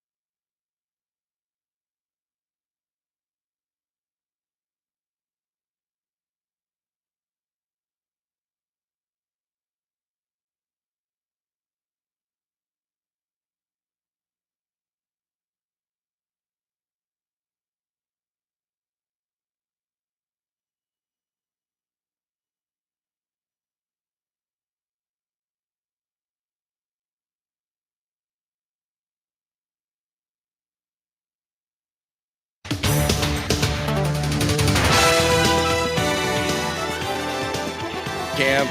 Normally we have kickoff return during practice, and then we're doing it in the walkthrough after. And the biggest thing that I need to work on is hitting these low line drive kicks. So your whole career, from high school, college, to my first 7 years in the league, you want to hit high hang time balls as far as possible. Now you're like a golfer. It's a finesse shot. You want to hit it, sub 3 second hang time, try to get it on the ground, create hang time, because I think what the fans maybe don't realize is when that ball hits the ground, the kickoff team can now move. So if I can get a ball on the ground that the returner has to run to pick up, well, now the kickoff team is probably down to the 35, 30-yard line, and we can really pin them down close. But I also have to make sure my approach to the ball looks the same. So the returners won't know if I'm kicking the ball to the left or to the right, and ideally that ball is outside the numbers and it's a line drive getting on the ground. That was Harrison Butker speaking to our next guest, Mitch Holtis, and he joins us each and every day at this time, brought to you by Hy-Vee, the official grocery partner of the Kansas City Chiefs. Mitch, when we talked to you, I believe it was a week and a half ago, right, ahead of the Hall of Fame game, and one of the things that you pointed out was you got to watch tonight because you got to see what's going to happen with the kickoffs. It has certainly been the most intriguing part of these preseason games so far, as we just kind of try to wrap our heads around how things are changing. You finally got a chance to see it in person in a game. What were the takeaways? That we saw the first loophole, and credit Cam Little of the Jacksonville Jaguars for finding a loophole in this rule, which seemed crazy, thinking, what's going to happen that we don't know about? It happened in the very first preseason game where he kicked the ball into the end zone, previously dead, but it backspun, like he hit a back spinning shot on the golf green. It came out of the end zone. It's a live ball. There was confusion from the Chiefs kick returners, ends up being a safety. And now the league is meeting as soon as today in trying to make the ball dead if it reaches the end zone. Otherwise, you just nullify all this landing zone stuff, and it's kind of crazy. This is like the first-year law student at Creighton figuring out the key to the case. And so that's my takeaway. It's bizarre, and we've had the most bizarre exception already in the first preseason game that's going to lead to a rule change for the rule change. Crazy. And by the way, more Unsportsmanlike Conduct listeners here, Josh. Yeah? Because we had the Gorman family, who are just fervent, diehard Unsportsmanlike Conduct listeners to this segment only, I think. No, I'm kidding. But from Gretna, home of the Dragons. Uh-huh. And Daddy Gorman is a Fairbury Jeff, and he's married to a Norris Titan. And I think her maiden name, what was it? I didn't get it. It was another G name. But anyway, so every day there's fans coming up going, hey, man, Unsportsmanlike Conduct, it's cool. Well, yeah, so the best part is you told us that story last week, and then that listener tweeted at us and was like, that was me. Well, I screwed up his name. Yeah. It was like Garstakis Madukas or Snuffagopoulos, and it was spelled L-R-Z-D-L. It was one of those kind of names. But anyway, yeah, no, it's commonplace. But this kicking thing is crazy. And when that happened, it was like, well, wait a minute here. And so Cam Little somewhere is snickering in the Jacksonville Jaguar practice facility going, well, I wreaked havoc right out of the gate. Yeah, certainly he did. Mitch, obviously the big story coming out of Chiefs camp right now is the Hollywood Brown hospitalization. What do we know about this, and how's everyone doing? Well, it's actually as good as news as you could have. Now, the bizarre thing is the same injury that Tyreek Hill had as a Chief in 2019. In Jacksonville. But I don't think it has to do with the turf. But it's a serious injury because, Josh, it can actually be life-threatening. It is a dislocation at the point of where the clavicle meets the sternum, and it can actually sever an artery. It's led to death in other occasions, like in car accidents and the such. So they immediately took him to the hospital, much like they did with Tyreek Hill. Now, Coach updated it just a couple of hours ago. No surgery was required, so it's just going to have to be kind of a slow heal. There's no timetable given. The Tyreek Hill timetable of recovery was in the 4 to 5 week range, so you can do the math of what that could mean or not mean. But the best news is no surgery. That would have been super problematic for the first part of the season. Yeah, certainly. So, Mitch, before we let you go then, the next game coming up 5 days, another Saturday affair. Both of the next 2 games will be at home, which will be nice. And then the first 2 games of the regular season will also be at home. So not traveling again for over a month before that trip to Atlanta for a Sunday night game. It's got to be really nice in the lead up to the end of training camp and right on into the season. Yeah, and this is 3 days here, and they were in the rain this morning. They went ahead and just gutted it out. But Jacksonville took the fight to them, guys. I mean, Jacksonville was physical with them. And guess who's coming? Detroit with the I'm going to bite their kneecap coach guy, who's done a great job, and Dan Campbell. So this Chiefs team has got to get more physical, whether it's home, road, or in Gretna, or there'll be some other issues to deal with. So I think that'll be actually a priority for everybody that goes on that field Saturday night, or Saturday afternoon, I should say, at GEHA Field at Arrowhead Stadium. Mitch, what do we got on tap tomorrow? This week I'm featured. So I mentioned Butker and the kickoff rule because I'm kind of focusing on what has to happen for guys to either hold their spot or just get better. And Butker was great, but the new kickoff rule changes everything for him. Shamari Connor comes into play tomorrow. He's the guy who most likely would be in the role of trying to fill in for the departed L'Jarius Sneed, now a Tennessee Titan. We'll explore that and what that means and how Steve Spagnuolo will adjust accordingly. All right, perfect. Mitch Holtis joins us each and every day at 4:30. Brought to you by Hy-Vee, official grocery partner of the Kansas City Chiefs. Mitch, thank you much. We'll talk to you tomorrow. Thanks, brother. Stay tuned on this new kickoff rule changing by the day. Indeed, we will. Thank you, Mitch. Mitch Holtis joining us here on Unsportsmanlike Conduct. You like the new rule? I still don't know. I saw a little bit of it. It's not an automatic touchback. So I guess yes. I guess so. But it's just going to take me a while to get used to the aesthetic of it. And the weirdest thing is going to be, Josh, having the NFL and college with totally different rules on this for the time being, at least. And like just the whiplash from Saturday to Sunday. On a great point. Totally because in terms of having different rules at each level, it's always like minor things, right? It's like one foot versus 2. Yeah. Like the biggest thing is I was going to say the biggest thing I always think of is 1 person versus 2, and do you have to touch them when somebody goes down to stop them? Which I wish college would go to the pro rule. I like the pro rule. If you fall down and no one's touched you, you're able to get up. I think that is a whole lot better. But this one will be pretty wild in terms of how it affects things.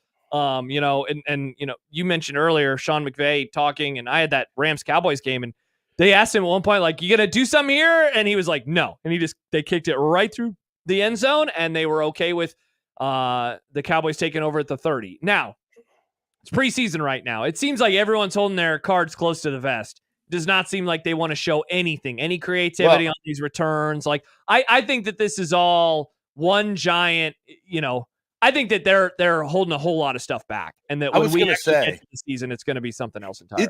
Like, what do we want for it? That's an interesting question. Like, what is considered a success? Because if it becomes a deal where a lot of people are scoring, or there's like unique things or the onside kicks work really well, or something like that, like I don't think people will like that. Like in the end, I still feel like people want. Maybe I'm wrong, but I still feel like people generally want the same general outcomes for most of the time. Teams to start at about the 25 to the 40 on their own 25 to the 40. Occasionally you get a big play popped. Occasionally there's a turnover or something weird.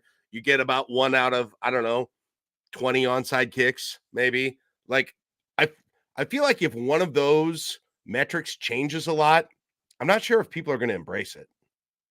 It's a good point. Like when the extra point rule changed a few years ago, like what was the hope, right? That it would more be misses. less. Yeah, that it was too automatic and it was a waste of time. That rule change has been pretty it's affected games. We like that. I do. I've never cool. Reevaluated it. Like I think I was okay with it at the time. I haven't given it much thought since though. Yeah, when they announced it, I remember thinking, like, is this really going to make that big of a difference? And it has. And so you get, more misses, more 2-point conversions. It wasn't literally automatic, but it was as close to as automatic as you can have. It was 99 point whatever. It's not that. I think it's 91, 92%. I mean, that's enough. It's enough of a drop off. Like, okay, so you ask a good question. What do we want this rule change to mean? I want it to mean fewer just boots through the end zone and more like an actual play. Like, and maybe it's just the moment in time, but do you remember the Patriots' first game after the DeMar Hamlin injury a couple of years ago, and how they returned it for a touchdown on the opening kickoff, and it was like, whoa. Not only was that special because of the moment, I also thought it was special because it was like, whoa, a kickoff return for a touchdown. You just don't see it. Correct. We don't see those anymore. I'm hoping that we have that, but the onside kick component, man, like you brought it up. I don't think that that's something that can be underestimated. That is going to be so weird because you have to declare it, right? Declare it, yeah. And those have pretty much gone away too, though. With the changes in rules, onside kicks are more difficult than ever because you can't overload the sides like you did when you and I were growing up. I don't know. I don't think I watched a lot of preseason this weekend. I did not see an onside kick, but I'm hoping we get to see one here maybe this coming weekend. Yeah, just to see kind of what it looks like. Yeah, I'd be surprised if somebody doesn't try one just to try it at some point. Yeah, indeed. When we return, we will dive on into a couple of Nebraska's opponents in the very interesting weekends that both had. One that Nebraska will play early in the year and one that they will play literally last this season. We will do that. Also, Jack is pumped for today's 25 teams and 25 grums. The Ohio State Buckeyes. Yeah. Talk about the number 2 team in the country. Jack really has not talked about Ohio State with a whole lot of people this offseason. Ready to finally take the lid off and really get some good Ohio State info. So we'll do that for you as well. A reminder, you can join the VIP club. Sign up for 1620, the email, first to know about all of our exciting dates and content ideas and things that we will be doing. We have a very busy fall upcoming. You can subscribe today at 1620thezone.com to learn more information. The happy hour, the last hour. Jack, we're almost done with 7 hours for your boy. What? Why not one more, huh? Let's do it. Finish strong. Let's do it together. That is coming up next on 1620 The Zone.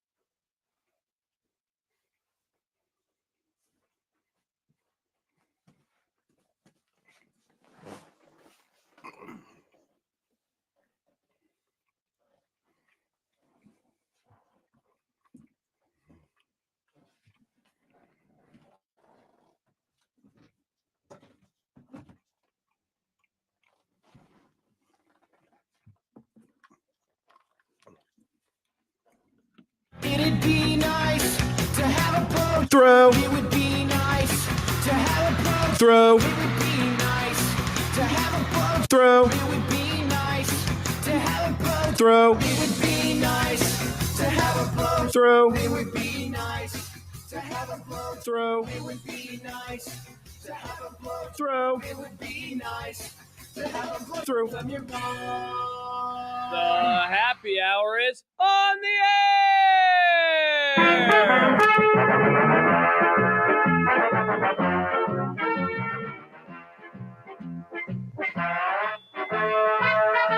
Thank you for joining us on this Monday. Shout out to the true ones who have been listening to me since 10 a.m. this morning. As we've That's had a lot. it is a lot. It's a marathon. Jack, did you do your whole show this morning too?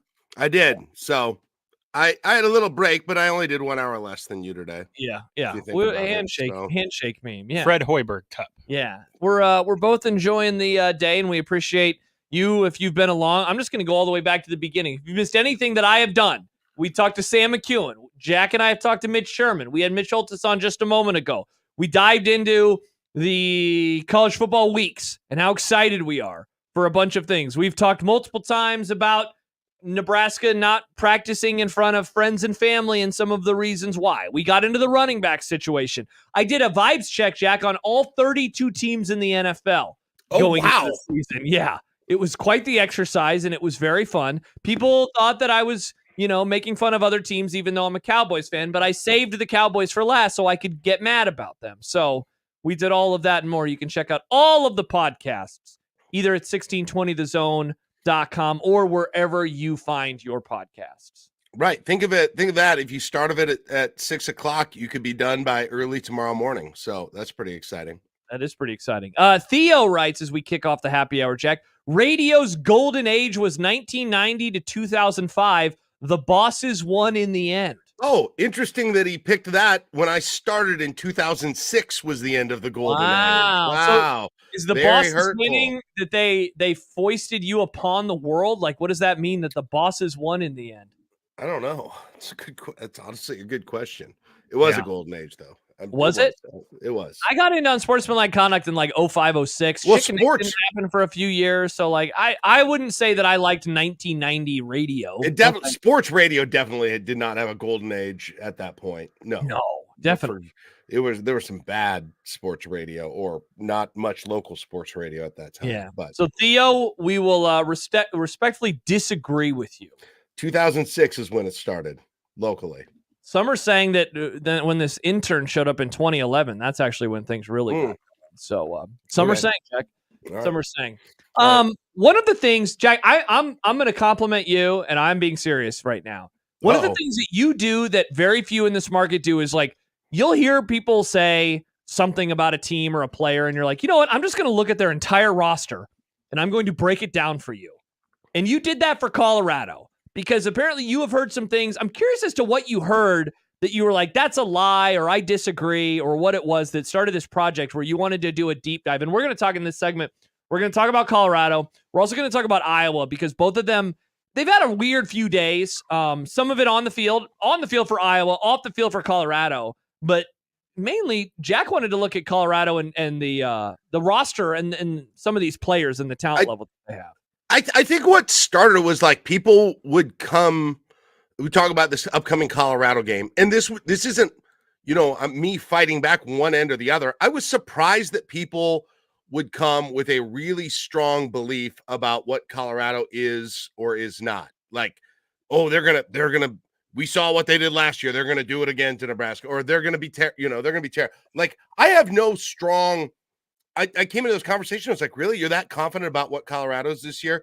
It's interesting because do you know much about their roster this year? And the answer is almost always no. The answer is they brought in what I know about their roster is Shedeur is back, Travis Hunter is back, and then they have changed over a lot of players. They have a 5-star left tackle, right, that they brought in from the recruiting class. But it's much like last year, it is a group that is relying heavily on transfers. They lost Dylan Edwards this offseason. So that's I feel like in the broadest sense, I feel like it's pretty easy to know about Colorado in the broad sense. I just gave you a bunch of bullet points. Now, once you dive in beyond that, that's when maybe I get a little bit iffy on what they do or don't have. So I can go through some more detail, but I think the easy, yes, the bottom line things you know who Shedeur is, you know that they bring back two good, not only Travis Hunter at wide receiver, but Jimmy Horn was there, right? He had 58. He had better numbers than Hunter did at wide receiver last year. So we know that they've got that. And then we kind of know about their defensive backfield. That's the other place where they return a lot of the same guys, obviously. Shiloh Sanders, Travis Hunter, and then Silman Craig is the other one. He was the other safety, and he's going to be back as well. He had 44 tackles last year. You got a couple of linebackers that return. Trevor Woods and Levante Bailey, they played throughout most of the season starters last year. That's about it, though, in terms of people we know about or would have been part of what Colorado did last year. The group I just went through. They're pretty much new from transfers or people that they brought up everywhere else. To wit, their offensive line. You mentioned Jordan Seaton. He's the true freshman. He's the 5-star. He's the one that you've heard about. Yeah, he was almost someone who went somewhere else for a while, it seemed like. Yes. They only have one guy on the offensive line that played it all last year, and he was kind of a part-time starter when they were mixing things up. His name's Hank Zelinskas. He's the center. Other than that, they've got nobody who played last year on the offensive line.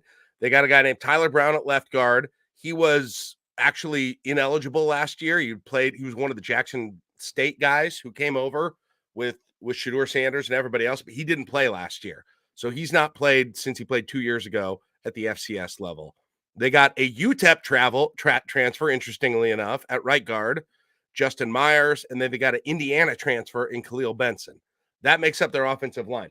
None of those guys that they have on the offensive line, like the Myers guy has 12 career starts at UTEP, honorable mention, Conference USA.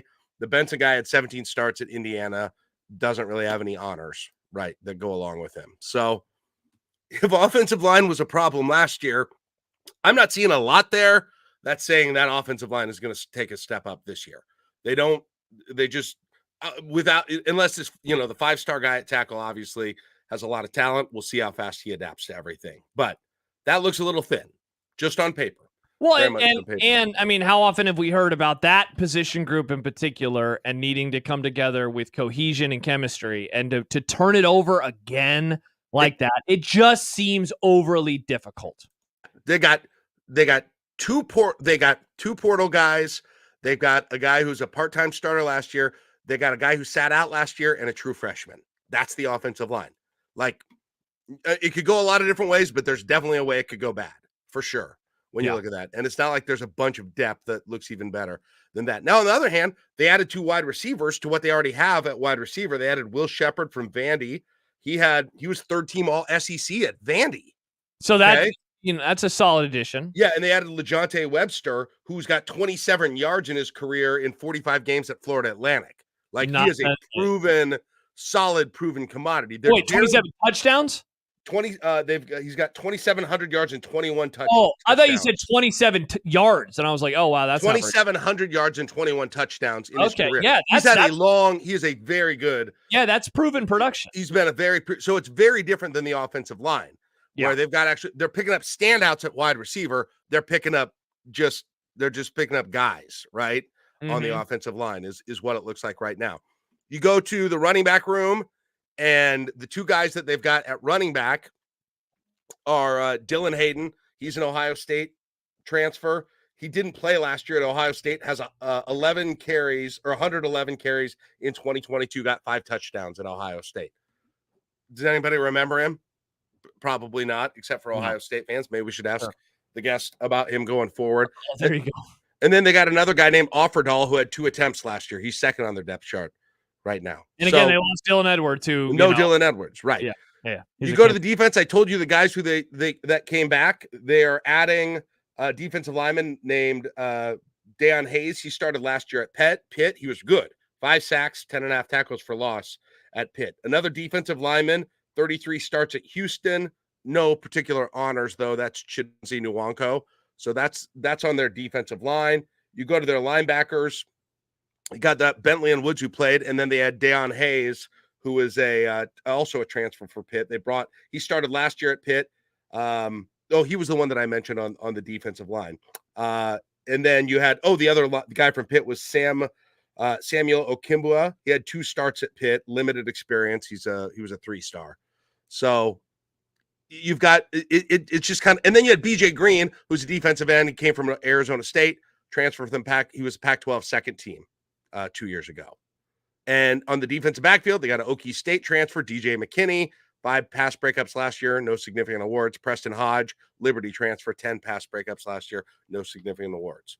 So it just shows you, my overall thesis isn't anything other than, if you're super sure about how this team is going to do, other than it just being based on Dion having lost control or something, I don't know how you are, because they don't look much like last year's team did for Colorado. They don't return, outside of the very main key players, much of anything from that team. So what do you think? What do you think then about viewing them that way, just based off of that fact? Like thinking, I don't buy this team because of the number of changes that they had. Like, are you willing to go there, or are you not willing to go there? I can see how you would. In some ways, it looks like they're going with a similar formula to last year, especially on offense. Mm-hmm. Where you've got talented wide receivers, you got Shedeur Sanders, but you've got an offensive line. You don't know if you can protect him. So in some ways that could be the same, although you could definitely argue they've downgraded at running back since then. So there may be less coming from the running game. I would think their defense is going to be a little bit better. I think their defense will be a little bit better this year than it was last year. I think they brought more in proven D1 talent along the defense. Now, I don't think that's necessarily there at every single position, but I think it's better, at least in theory, on paper, in terms of talent that they've got there throughout the defense at this point. So I think my overall gut reaction is a lot of it is definitely just going to depend on exactly the state of mind of that team, because I think it's going to be a really fragile one. And I think momentum could be a huge thing for them, obviously, as we saw last year. But when it turns, it's going to turn, I think, too. And that's going to be the crazy scenario this year. You already saw what happened, Josh, with the Dion and the media and everything, just like that felt like a program on the edge when I heard that. Well, like certainly we've seen that before. Yeah, the column, especially coming out of from what Sean Keeler, right? It reads kind of like the end of the era type column rather than right before year 2. Max points out both coordinators also gone, and I thought Sean was a pretty damn good coordinator on the offense. Yeah, like that brain drain, I think, is always something that's going to be difficult to overcome. You mentioned the schedule. Now, Jack, that we have the AP top 25 out, I can give you rankings that they have for their opponents. So we already mentioned it earlier when we were looking ahead to week 1. They play North Dakota State. That's a home game. But then after that, they are on the road 3 times to finish up September, at Nebraska, at Colorado State, at UCF. There is a home game versus Baylor in there. But moving forward after that, 5 ranked teams in the final 7 games. Kansas State, 18th in the preseason poll. They're at Arizona. They're 21st. They're versus Utah, rather, in mid-November. They're at Kansas, 22nd. Utah's ranked 12th, by the way. And then they have Oklahoma State in the season finale on Black Friday. They're the 17th ranked team in the country. So that's 5 games versus ranked foes. The Nebraska game early, the Colorado State game early, the North Dakota State game early. Like, you're right. Like, even if they get momentum, they had momentum last year. They started 3-0. They only won 1 game. I mean, to think that this is a team, Nebraska, they're 0-4 in their last 4. Colorado was 1-7. Not hell, I'd argue a whole lot worse moving forward. So, like, what do they carry on over into this season? And, I think I've asked you this before this offseason, but, like, what is the result that you're hoping for in that opener for versus North Dakota State? Because, like, if they win big, they're obviously going to be coming into Lincoln sky high. If it's close, then maybe people are doubting them. Obviously, if they lose, that's a whole other thing. Like, what version of Colorado do you want, whether it's narrative or beaten down? Like, what do you want to be coming into Lincoln? It is the most head versus heart situation possible for me, or maybe a better way to say it is just immediate gratification versus delayed gratification. Because, Josh, like, my instincts will not let me on that Thursday night to sit down turn on that game and see, North Dakota State's up by 3 in the third quarter. Yeah, you'll want to root for North Dakota There's State. no way I'm not all in like the rest of the universe that's not wearing black and gold that is going to want to see especially a team like North Dakota State doing that. Go in and beat like how great. On the other hand, if I'm being patient, what I really want is Nebraska to beat Colorado in prime time when Colorado is at its most hyped and the highest opinion, right? And that would require a win. Yes. Yeah, of course. For North Colorado to roll, to come in and be perceived as, because that's going to matter this year, right? Mm-hmm. Be perceived as a quality opponent. And I just think the satisfaction that goes along with it if they win. And you know what? Beggars can't be choosers right now, right? Be it. If they lose to North Dakota State, lose to Nebraska, I don't think they will. At least you get to revel in the enjoyment of them starting 0-2, who cares about the narrative stuff? By the way, I don't think Colorado will lose to North Dakota State. I really don't. Although North Dakota State is one of the best couple of FCS teams again this year. I've seen one where they're ranked 2, and I've actually seen one poll where they're ranked number 1, but I still feel like Colorado probably wins that game just because of athleticism, but we'll see. By the way, the line for that game is Buffs minus 8.5. Oh, geez. 8.5. Yeah. Yeah. But you know what though? I never know with Colorado lines anymore. Like what last year they easily beat the line in weeks 1 and 2. They didn't against Colorado State, and then after that, it was kind of all over the place. They'd cover and they wouldn't cover, so they were kind of they were a traditional team. It's just real quick, just to clarify, just the final thought on that is like on paper, their talent does not look like they've got especially a world-beating defense. They just don't. I know, the video game ranked him in the top 25 and all of those things. It doesn't look like that right now. And it looks like they're going to struggle at offensive line once again. So it's just how much do they paper over it with the talent they've got at wide receiver and in the defensive backfield and that quarterback. Yeah, absolutely. So that's the team that Nebraska has at the beginning of the year. Before we go to break and talk some Buckeye football, the stuff coming out of Iowa this weekend was really interesting because, it's already a team, of course, they've moved on from Brian Ferentz. We know that the offense is going to change. A couple of things that I read this weekend, Jack. According to the Des Moines Register, Cade McNamara, Brendan Sullivan, the top 2 quarterbacks, they combined to complete 18 of 45 pass attempts, 96 yards. It was a kids' day scrimmage, which is why the media had access to it. Kirk Ferentz after it said, not consistent enough at this point. How about this from Scott Docterman? Quarterback has shifted from an answer to a question and in turn has become a competition with the potential to become a controversy. At an open practice Saturday at Kinnick Stadium, Brendan Sullivan thoroughly outplayed Cade McNamara, so clearly the coach Kirk Ferentz and new offensive coordinator Tim Lester must reconsider their pecking order. It's not that Sullivan, who arrived in June from Northwestern, was special. He completed 10 of 21 passes for 76 yards with a pair of drops. It was that McNamara struggled to the point where Iowa cannot go down this path again. You want to talk about something that surprised me? I know he was hurt last year. Cade McNamara was a solid quarterback for Michigan. He was in the playoff, right? Yeah, 2021. Like, this is, it's already, I don't remember who it was that reminded me of this over the course of the last couple of days, but it's not like Kirk Ferentz, hired somebody to replace his son at OC very quickly. Like, there's a part of me, man, that thinks he's just doing all this stuff out of spite. Like, not that he's trying to lose games, but just like my way or the highway. I don't care about anything else.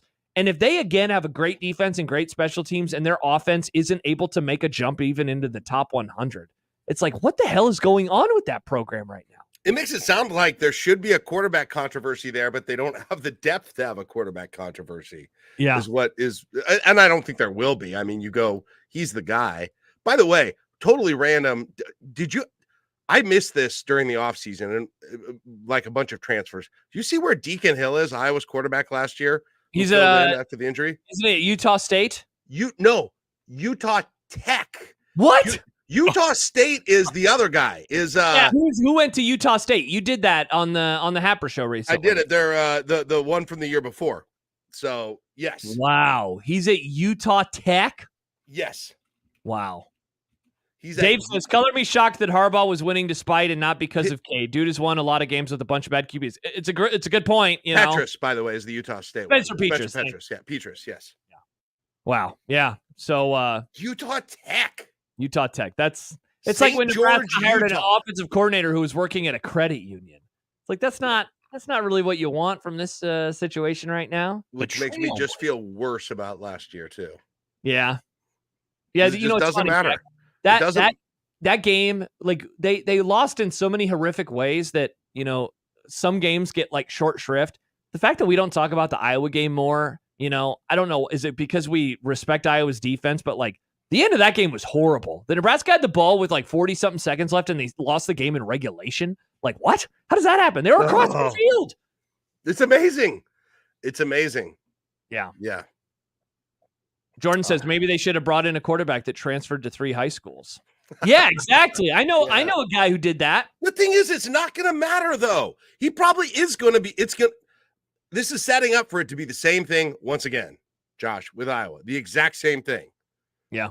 And they'll have a better offensive line, I think, this year too. But it's setting up to be just the exact same old with Iowa. Jack, the wild part is like they had success at the beginning of Ferentz's career at Iowa. Their offense was good. Then they had a bit of a lull period where they were just kind of up and down. They had some sub 500 seasons. Then they started winning again and knocking off these 7, 8, 9, 10, and of course the 12-0 year. And their offense was solid. They could run the ball. They were really good. But good Lord, man, ever since, I don't know when it was, 4 or 5 years ago, they stopped being able to run the ball as well, and they have just taken a downturn on offense. And of course, thankfully for them, their defense and special teams are so good, but it's pretty crazy. The one difference I see with Iowa's offense this year is I think their offensive line is going to be the best it's been in a little bit. In that small period of time, we'll see what that means. They still have what Caleb Johnson is doing the running back, and also LaShawn Williams. They're both still there. So names that we've heard before, but haven't been setting the world on fire. But we'll see. We'll see. Yeah, we will indeed. So that's a look at Nebraska's 2nd and 12th opponents this year, the Colorado Buffaloes and the Iowa Hawkeyes. We will look at their 8th opponent when we return, the Ohio State Buckeyes, 2nd in the country. Excited to talk to their play-by-play man about just this season in general, Ryan Day, and what we can expect from them at quarterback with another new one. Paul Keels joins us when we return. Josh Peterson and Jack Mitchell hanging out with you today. A reminder that 1620 The Zone and Liberty First Credit Union Arena present Ralston Days, sponsored by Liberty First Credit Union and all of our stations. It is here on August the 30th, lasts through September the 2nd. It will be at the Liberty First Credit Union parking lot. Free admission, carnival rides, music, food trucks, and more. Go to 1620thezone.com today for more details. Ohio State up next in 25 teams here on 1620 The Zone.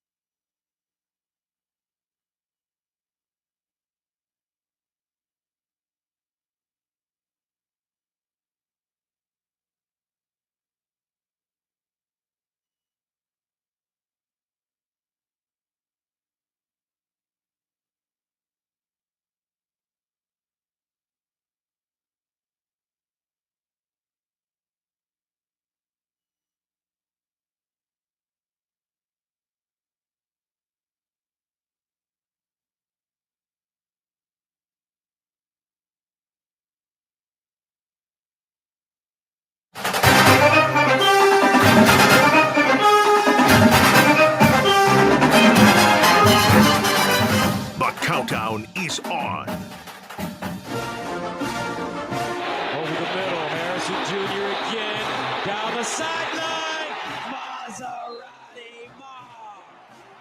Touchdown. Tagovailoa underneath. Intercepted Ohio State. Down the sideline. Josh Proctor. Touchdown Buckeyes. McCord will let it fly over the middle. Caught. Harrison. Touchdown. Maserati Mar. It's time for 25 teams in 25 grums.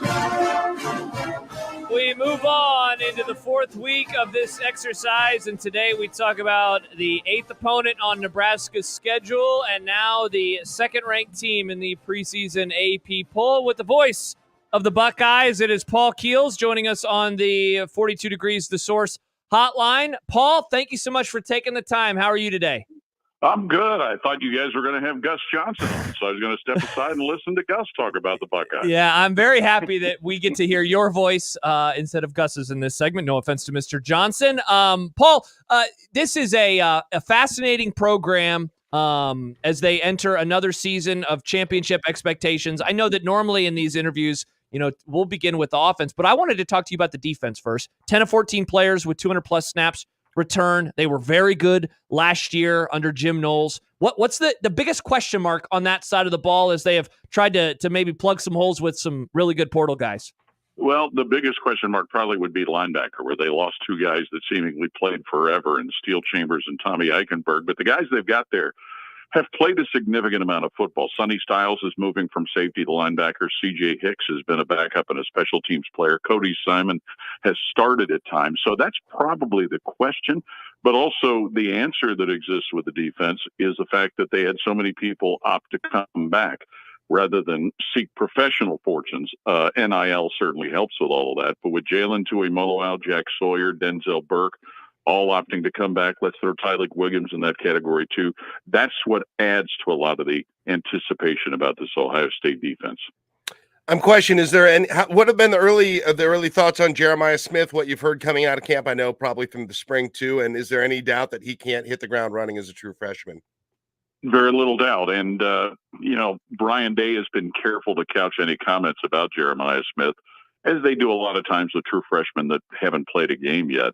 But the young man has shown in the spring, he's shown to the few practices that have been open to the public and to the media, that he's got the ability to be a big-time player. Now, how will that change when he goes against opposing teams? That's what we're all anxious to see. But, he's going against two pretty experienced cornerbacks on a regular basis in Denzel Burke and Davison Igbinosun, and he's more than held his own. Paul Keels joining us right now, the voice of the Ohio State Buckeyes, as we talk about Ohio State in 25 teams in 25 grums. What's the expectation for Caleb Downs on that side of the ball and what he could bring to the defense this year? To fit into a group that's already shown the ability on the back end to make big plays. When you think about the two corners we talked about, when you think about Lathan Ransom coming back from injury, and a couple of young guys that probably far exceeded last year what was expected, in particular Jalen Matthews and Malik Hartford. So Caleb Downs is a guy that has shown from what he's done in a small dose, but at a big level, that he can be a big-time defensive player, and just to be able to fit in and help this defense continue to play at the high level that they aspire to. As we continue to bounce back and forth between defense and offense, I'm interested. I know Ohio State has had multiple very good running backs on the roster at the same time before, but I'm curious, how do you think the workload between Henderson and Judkins breaks down? Is there anything different about that this year than what's happened in those past years? Well, that's the question we're all waiting for the answer for. And, we've seen Travion Henderson be a big play type of players, but also we've seen Travion Henderson have injury problems too. So hopefully, he can stay healthy. And Quinshon Judkins certainly is a guy that comes in with a great pedigree. The question is the fact that they only have 4 scholarship running backs now, with Dallin Hayden leaving to go to Colorado. So, you've got 2 freshmen in Sam Williams-Dixon and James Peoples who are going to be counted on an awful lot. They had a walk-on by the name of T.C. Caffey, who's been highly regarded but is out for the year. But I think it's pretty safe to say, as you guys asked about, it's going to be Henderson and Judkins where the workload's going to be split. Those are the guys that are going to have to really be the bell cows. And in the hopes that it's a longer season than anybody's ever experienced in college football, there's going to be a need to have those two and others be able to contribute at that spot. Paul Keel's joining us as we talk about the Ohio State Buckeyes. I wanted to look at that quarterback position because, Ohio State has obviously had so much success there, a bunch of first-rounders over the last handful of years. Last year, Kyle McCord, good, but certainly not what Ohio State fans had become accustomed to. He moves on to Syracuse. Will Howard from Kansas State comes in. What do you think about his fit with the skill level that he has around him, and then obviously the Chip Kelly offense that comes in as well? I know he's more of a mobile guy, but seems maybe at the same level or a little bit better than Kyle McCord and not so much what we had seen in the years prior. Well, the need was for the quarterback position to be more mobile, whether it was Will Howard, Devin Brown, or whoever.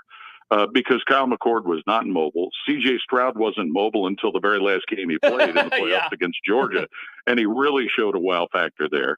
And Ohio State's been accustomed to having guys like Justin Fields and J.T. Barrett and Braxton Miller that can keep defenses honest. So that's what Will Howard brings. That's what ideally Devin Brown brings. Will Howard brings a ton of experience. I mean, that's the obvious factor. He's a guy that, while they've not officially named a starter, there's a lot of indications yet that it probably will be Will Howard.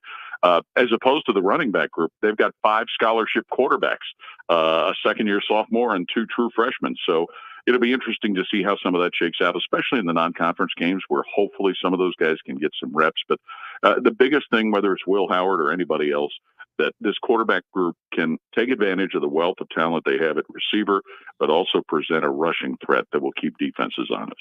If they do name Howard the starter, that is probably expected. Do you think, is Devin Brown still involved somehow? Are you still going to see a little bit of him? I know he was obviously mixed in last year when they were kind of going back and forth. I think so. Now, Devin Brown had an injury problem last year. He got hurt in a game against Purdue and obviously got hurt in the bowl game against Missouri. He's a guy that brings a rushing threat, and that's where he was kind of looked at last year as opposed to what Kyle McCord did.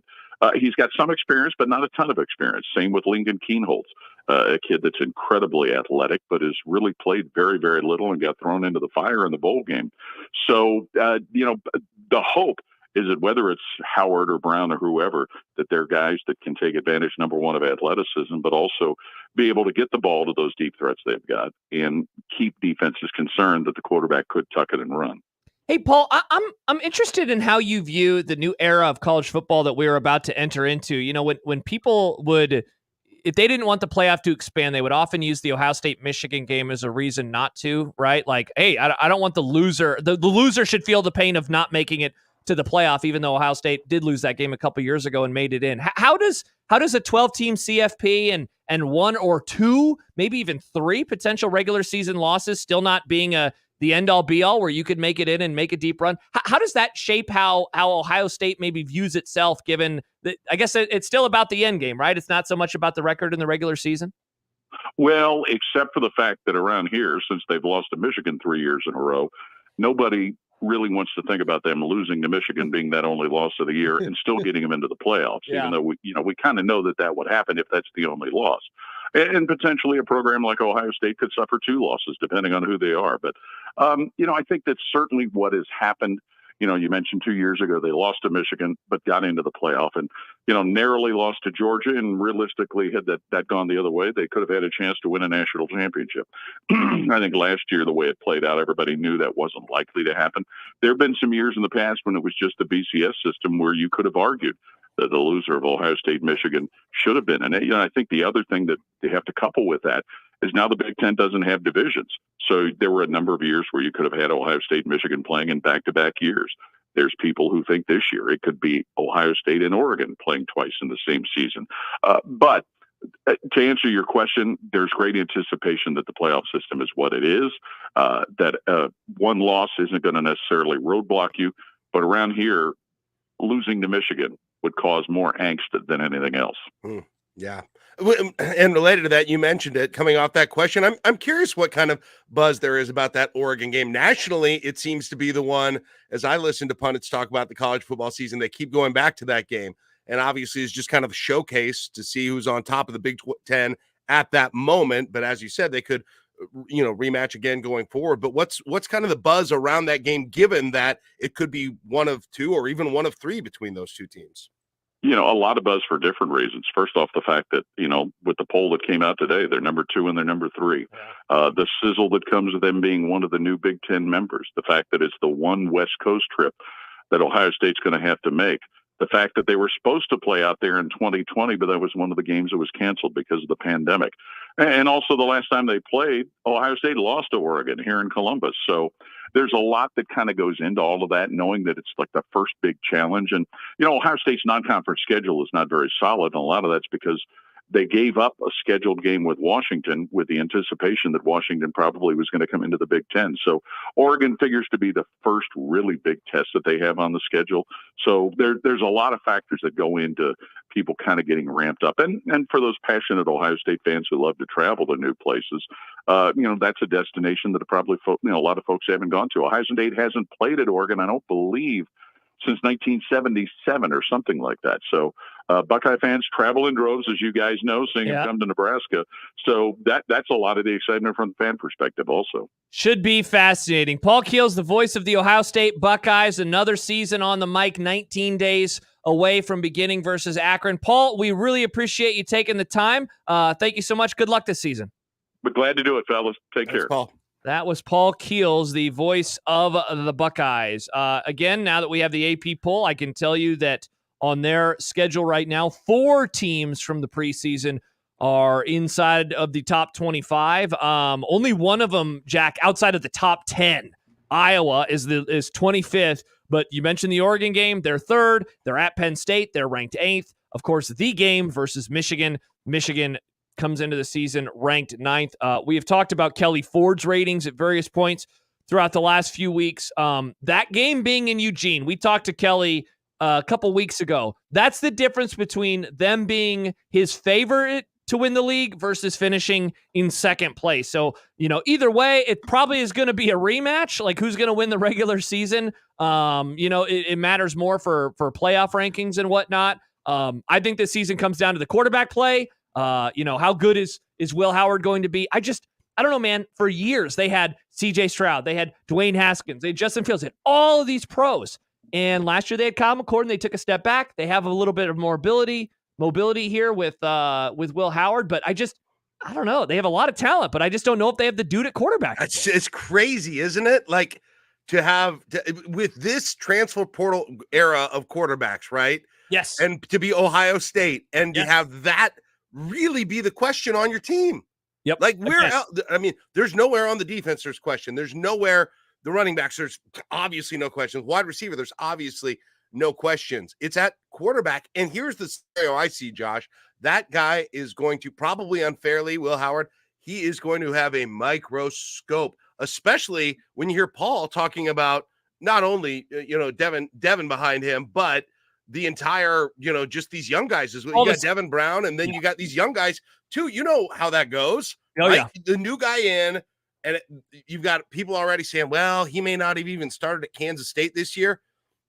It's good love for Avery Johnson there. It's good for him, for Howard, that he'll have that weak non-conference schedule. Oh, dude, a very nice ramp up for him. Yeah, because absolutely. if that Oregon game were in week 1 or 2, all of a sudden, I feel like if and when things go bad for him or go wrong, and unavoidably they will at some point, there's going to be a lot of pressure to do something else at that position. Yeah, incredibly manageable non-con. They actually have an early idle week. They play Akron at home, Western Michigan at home, then they're off, then they play Marshall.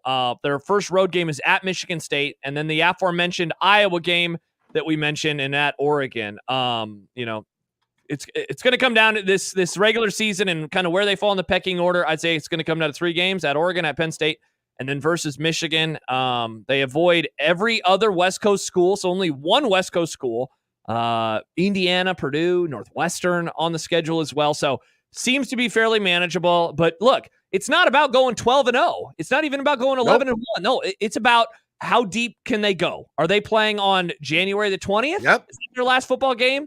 If it's any time before that, and what happens if they lose to Michigan again, especially given that this Michigan is lesser, they have a new coach, and the game is in Columbus again. So should be a whole lot of fun this year for Ohio State. Yeah. That defense is ridiculous. I mean, I just went through the Colorado defense, and I also had gone through the Ohio State defense too. And it's just, the amount of all Big Ten guys, the amount of guys who are NFL guys. I mean, Sawyer, Tyleek Williams. Obviously, you mentioned Caleb Downs, Denzel Burke, great in that defensive backfield as well. And they got that whole. It's almost like all that 11. The entire 11 is contenders to be on some level of an All Big Ten team by the time the season's over. It's that much experience and that much quality there. And Downs is really the only new guy in there, to be honest, I think. Yeah. So that is the team that we will see Nebraska play week 8. And that is, of course, not week 8, but the 8th game. That is the last game, or the first game, rather, after that long stretch of the run-up, the 7-game run-up right after. Need to be playing with house money then, with a lot of momentum. That would be nice. Can you imagine, Jack, if they actually had that ranking? They actually had that number next to their name. Can you imagine? In that game? It would be if they locked up a bowl game. That kind of stuff. Yep. That's the ideal situation to go into that. And then, hey, let's see how we measure up in that game. That honestly is the ideal situation for this team to be in against Ohio State, because they're going to be tough this year. They will indeed. Nick never responded to me, so I don't know which team is tomorrow. I do know Ole Miss is on Wednesday, though. And you want to talk about a team that I am endlessly interested in, Ole Miss. And just like the hype that they have gotten. What did I say they were, Jack? 6th in the AP poll. They are ranked very, very high. Their expectations that they can make a run, get to the playoffs. They got some transfers, too. Ooh. They indeed do have some transfers. So we will talk Ole Miss. That's on Wednesday. I cannot remember who we have tomorrow. Coming up when we return, Peter opens the mic and asks us some questions. Talk about the Olympics being over. Sad. Indeed. It is. ESPN way too early. Top 25 for college basketball. What the hell? What? And in the middle of August. We didn't even talk about the AP. Jeez. President T. What will Jack have to say? Nope, you have to opine. Let's unpack it. You have to opine. Yeah, that's the prompt is Donald Trump. Go. We will we will do all of that and more. Plus, Jack, what's for dinner? Oh, geez. That at the end of the show. All right, I'll start thinking about that. Yeah, indeed you will. Coming up next on 1620 The Zone.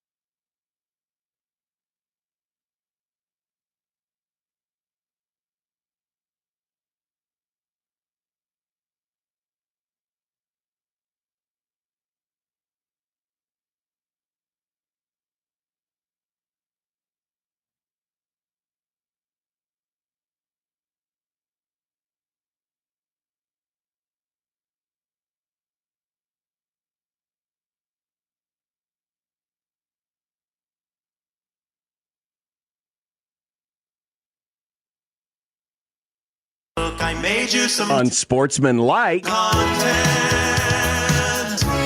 Unsportsmanlike content. Unsportsmanlike content. Content that's unsportsmanlike. All right, it's time for some unsportsmanlike content. Josh Peterson, Jack Mitchell with you. Peter Krenzer in today for Nick Grimm. Peter, take it away. All right, let's do this. The Olympics are over, which is sad.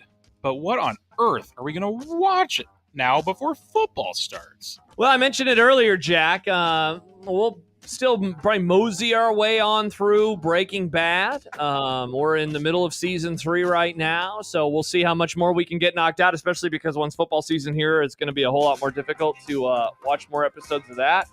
Otherwise, man, I don't know. I'm going to watch a whole lot of baseball. That's for damn sure. I have an unexpected baseball season to be interested in. I've got a pennant race to follow. Look at you. I know. I never would have expected. This is usually the time when there's no Olympics. There's none of this. There's no baseball to watch. So I'm in as good a position as I could ever be this time of year. But let's have a moment to appreciate what the Olympics were this year, for being there when we most needed sports content, right? And for being really good this year. I was weirdly sad yesterday when this all ended. Yeah, it was a bummer. It's a bummer when it's over. I love the Olympics, and it helps us get to football season. Yes. All right, preseason fully underway now. The Rams put together a last-minute drive to defeat the Cowboys yesterday, 13-12. Josh, would you like to overreact? Well, I'm going to overreact to this. What John tweeted at me about a preseason win? Jack, what are we doing? He couldn't here? resist. Really? He couldn't resist. The guy who hates like anything that's not like a real game, he makes fun of spring games, and yet, preseason NFL games are the spring games of the NFL, wow. Dare I say. Yeah. I'll be honest. I was watching the end, hoping that Dallas would hold them out of the end zone so that I could talk trash to John. Oh, okay. Well, you're being hypocritical then. Trey Lance, athletic. Sometimes his passes are horrible, though. So, what can you do? Did you watch any preseason ball this weekend, Jack? I watched quite a bit, or I had it on in the background at least, because there was nothing else on. I had that whole game. Honestly, the best thing of the entire game was when they brought Sean McVay and had him live from the sideline. Did you see any of that? Oh, yeah. When he did the play-by-play, I was watching that whole interview. Yeah, he was in the booth. He was really entertaining. Wait, in the booth? I thought he was on the field. Well, he was on the field, but he was he was. Oh yeah, he was on talking the to broadcast. Yeah. I was watching that. That was great. It was fun. It was good. I like the vernacular that he uses. I like hearing football coaches talk and some of the words that they use to describe things. Like he's had a couple of interviews this offseason. Like, I think he's a more fun guy than I realized. Oh, really? Yeah, he was on a Barstool thing where I just saw a clip of it, and that was pretty good too. So nice. Yeah, a good guy to have a beer with, you would think. All right, speaking of the Cowboys, last week, Jerry Jones, he ruffled a few feathers with his rhetoric on getting a deal done with wide receiver CeeDee Lamb. Well, on Sunday, he told the Cowboys pregame show, CeeDee, you're missed, okay? Is all well? Josh, you're gonna is all well with CeeDee and Jerry? So do you know the background at all? Do you know what happened last week that Jerry Jones said that I don't have any urgency to get it done, talking about the contract, to which CeeDee Lamb then replied LOL, and then Micah Parsons retweeted the CeeDee Lamb tweet saying LOL? No, I didn't know. I didn't know that. I just know it's not done yet, and I'm wondering if he's going to be out there at the beginning of the year. That's what I'm wondering. Yeah, I still think he will be. I just cannot imagine that they would go through all of this and he wouldn't actually be out there. So I'm going to say that he is all well. It's not all well until he signed the dotted line. So no, it's not all well right now. Don't put it in the newspaper that I'm mad. What a nightmare it's going to be when they trade him to the Chiefs. Oh my gosh. Would you stop it, Jack? Don't say that. Can't get it done. You might as well get something for it. Patrick Mahomes? Sounds good. Let's do it. Make the trade, baby. Okay. I'd sign up for that. Would you sign up for that? The Cowboys? Okay. All right. That'd be pretty cool. Here's a new development. Hassan Reddick has asked for a trade from the Jets. They said, get back to work. What's the end game of this situation? Didn't he just this is his first year there, right? He got traded there on April 1st. Jeez. Well, it sounds like it's an enjoyable place. Yeah, he's really having a good time there for the Jets. That's a former Matt Rule guy, FYI. Not sticking there. Hassan Reddick is. He is a former Matt Rule guy, yeah. In-game situation, he'll play. He'll play for the Jets. They're not going to trade him away. Are they going to be good? What is the deal with the Jets this year? I have no feel. I just assume they're going to suck, but I also assume Aaron Rodgers isn't really going to play all year, but I don't know what. Do you want to know what tier I had them in earlier today when I did my vibe check, Jack? I had them in almost had their quarterback as VP for the weirdest campaign for president of the United States. They were in their own category. No other teams got to join them. So that's about what I was thinking. Yes. Yeah, absolutely. ESPN's latest way too early top 25 for college hoops. Wait, this isn't football. This is basketball. Didn't include Nebraska. Well, Jack, what is up with this? I mean, it's what happens always. It's what is expected. I didn't think Nebraska would be. What's going on with some of this pessimism surrounding Nebraska basketball? I thought they were going to be good this year. No, nobody said. I mean, they might be.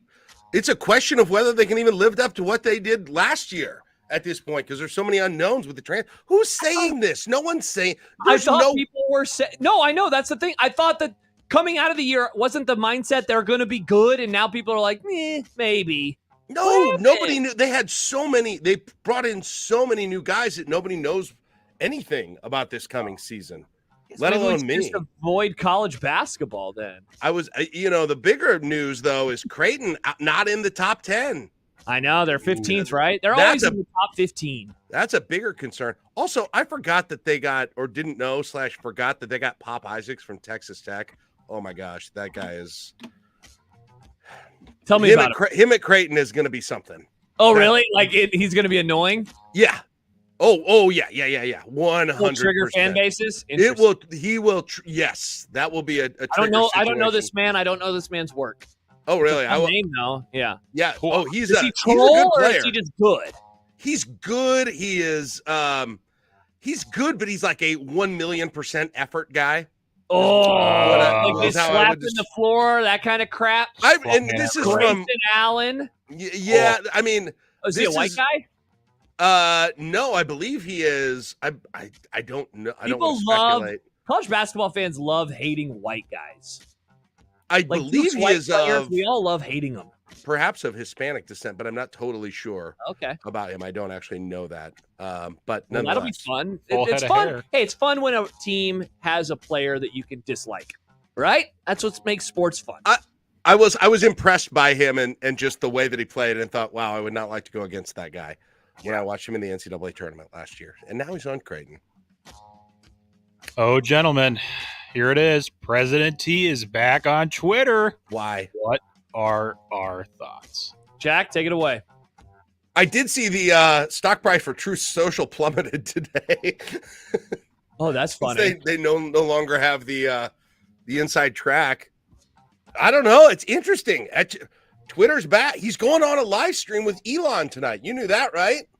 Oh, is that tonight? I knew about that. I didn't realize that was I saw a link dubbing it the interview of the century. The interview of the century. Like Elon was tweeting that he was doing like checks on their capacity, that the site wasn't going to crash because it was going to have so many people watching it tonight. It's 7, I think.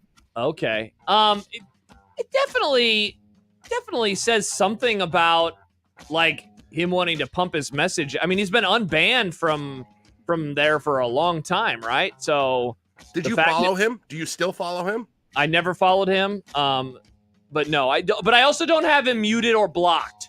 So I'll see him. He'll show up in my timeline, I'm sure. I mean, do you remember how much his tweets drove the news cycle for a while? And for some reason, it doesn't happen quite as much on Truth Social. But there's accounts that tweet tweet out, yeah, right. So it'll be interesting to see if this goes back to kind of controlling the news cycle like it did back in 2016, 2020, I should say. My guess is it will. All right. We'll end it on this. Jack, what is the worst part about having COVID? The non for me, it is the coughing so frequently that your stomach starts to feel like you've been doing a great ab workout for the last week every single day. And so coughing or sneezing or laughing even makes it feel it starts to hurt that way. So that's probably it. That sounds terrible, man. Not great. Yeah, just coughing so much. That's probably it for me. I still can't believe that when I got COVID that I had no issues. I went through 10 days of pure hell. Really? It was Really? unbelievable. Just nonstop extreme symptoms. You know, the one thing that I did ultimately have is my memory got worse. I thought I used to have like this a great memory. People said it was the best. But in all seriousness, I had a really good memory. And now, I thankfully still have it for stupid sports stats that I don't need to know anything about, but not for like basic things. And that's sad. Oh, but that's already going for me. So that's a problem if that gets worse. So, all right. And that is Unsportsmanlike Content. Wow. What a fun discussion that was, Jack. I guess. You guess. Interesting. Well, I mean, the last two topics weren't necessarily, Uplifting. Lighting up my funometer, but whatever. A couple comments real fast. Andrew says, Josh, we need a reaction from John tomorrow about the NASCAR race Sunday night, wild ending. Yeah, I saw him tweeting He tweeted about it. He live tweeted it, so you can check that if you need. I'm sure he'll have we'll do the Run and Wrestling Connection on Wednesday, so I imagine he'll say something there. Jordan says, was Jack hanging out with Noah Lyles? Jack, were you over just doing some workouts? A little trip to Paris. Yeah, the little trip to Paris. That's my regular running workouts. I like to usually find out some world-class sprinters and pretty cool. Do it with them. And yeah, it probably wasn't a good idea, but it's what my body demands. Well, there you go. That's cool. Thanks. All right, when we come back, Jack, we'll talk about what's for dinner. Okay. You sound excited. No, I am excited. I can't get out of my basement, so it'll be interesting to see what my overlord served to me for dinner. Yes. Oh, wow. It's like you're in prison. You don't know what's coming. It'll be gruel. Gruel. Tonight will be slop. Bread and water.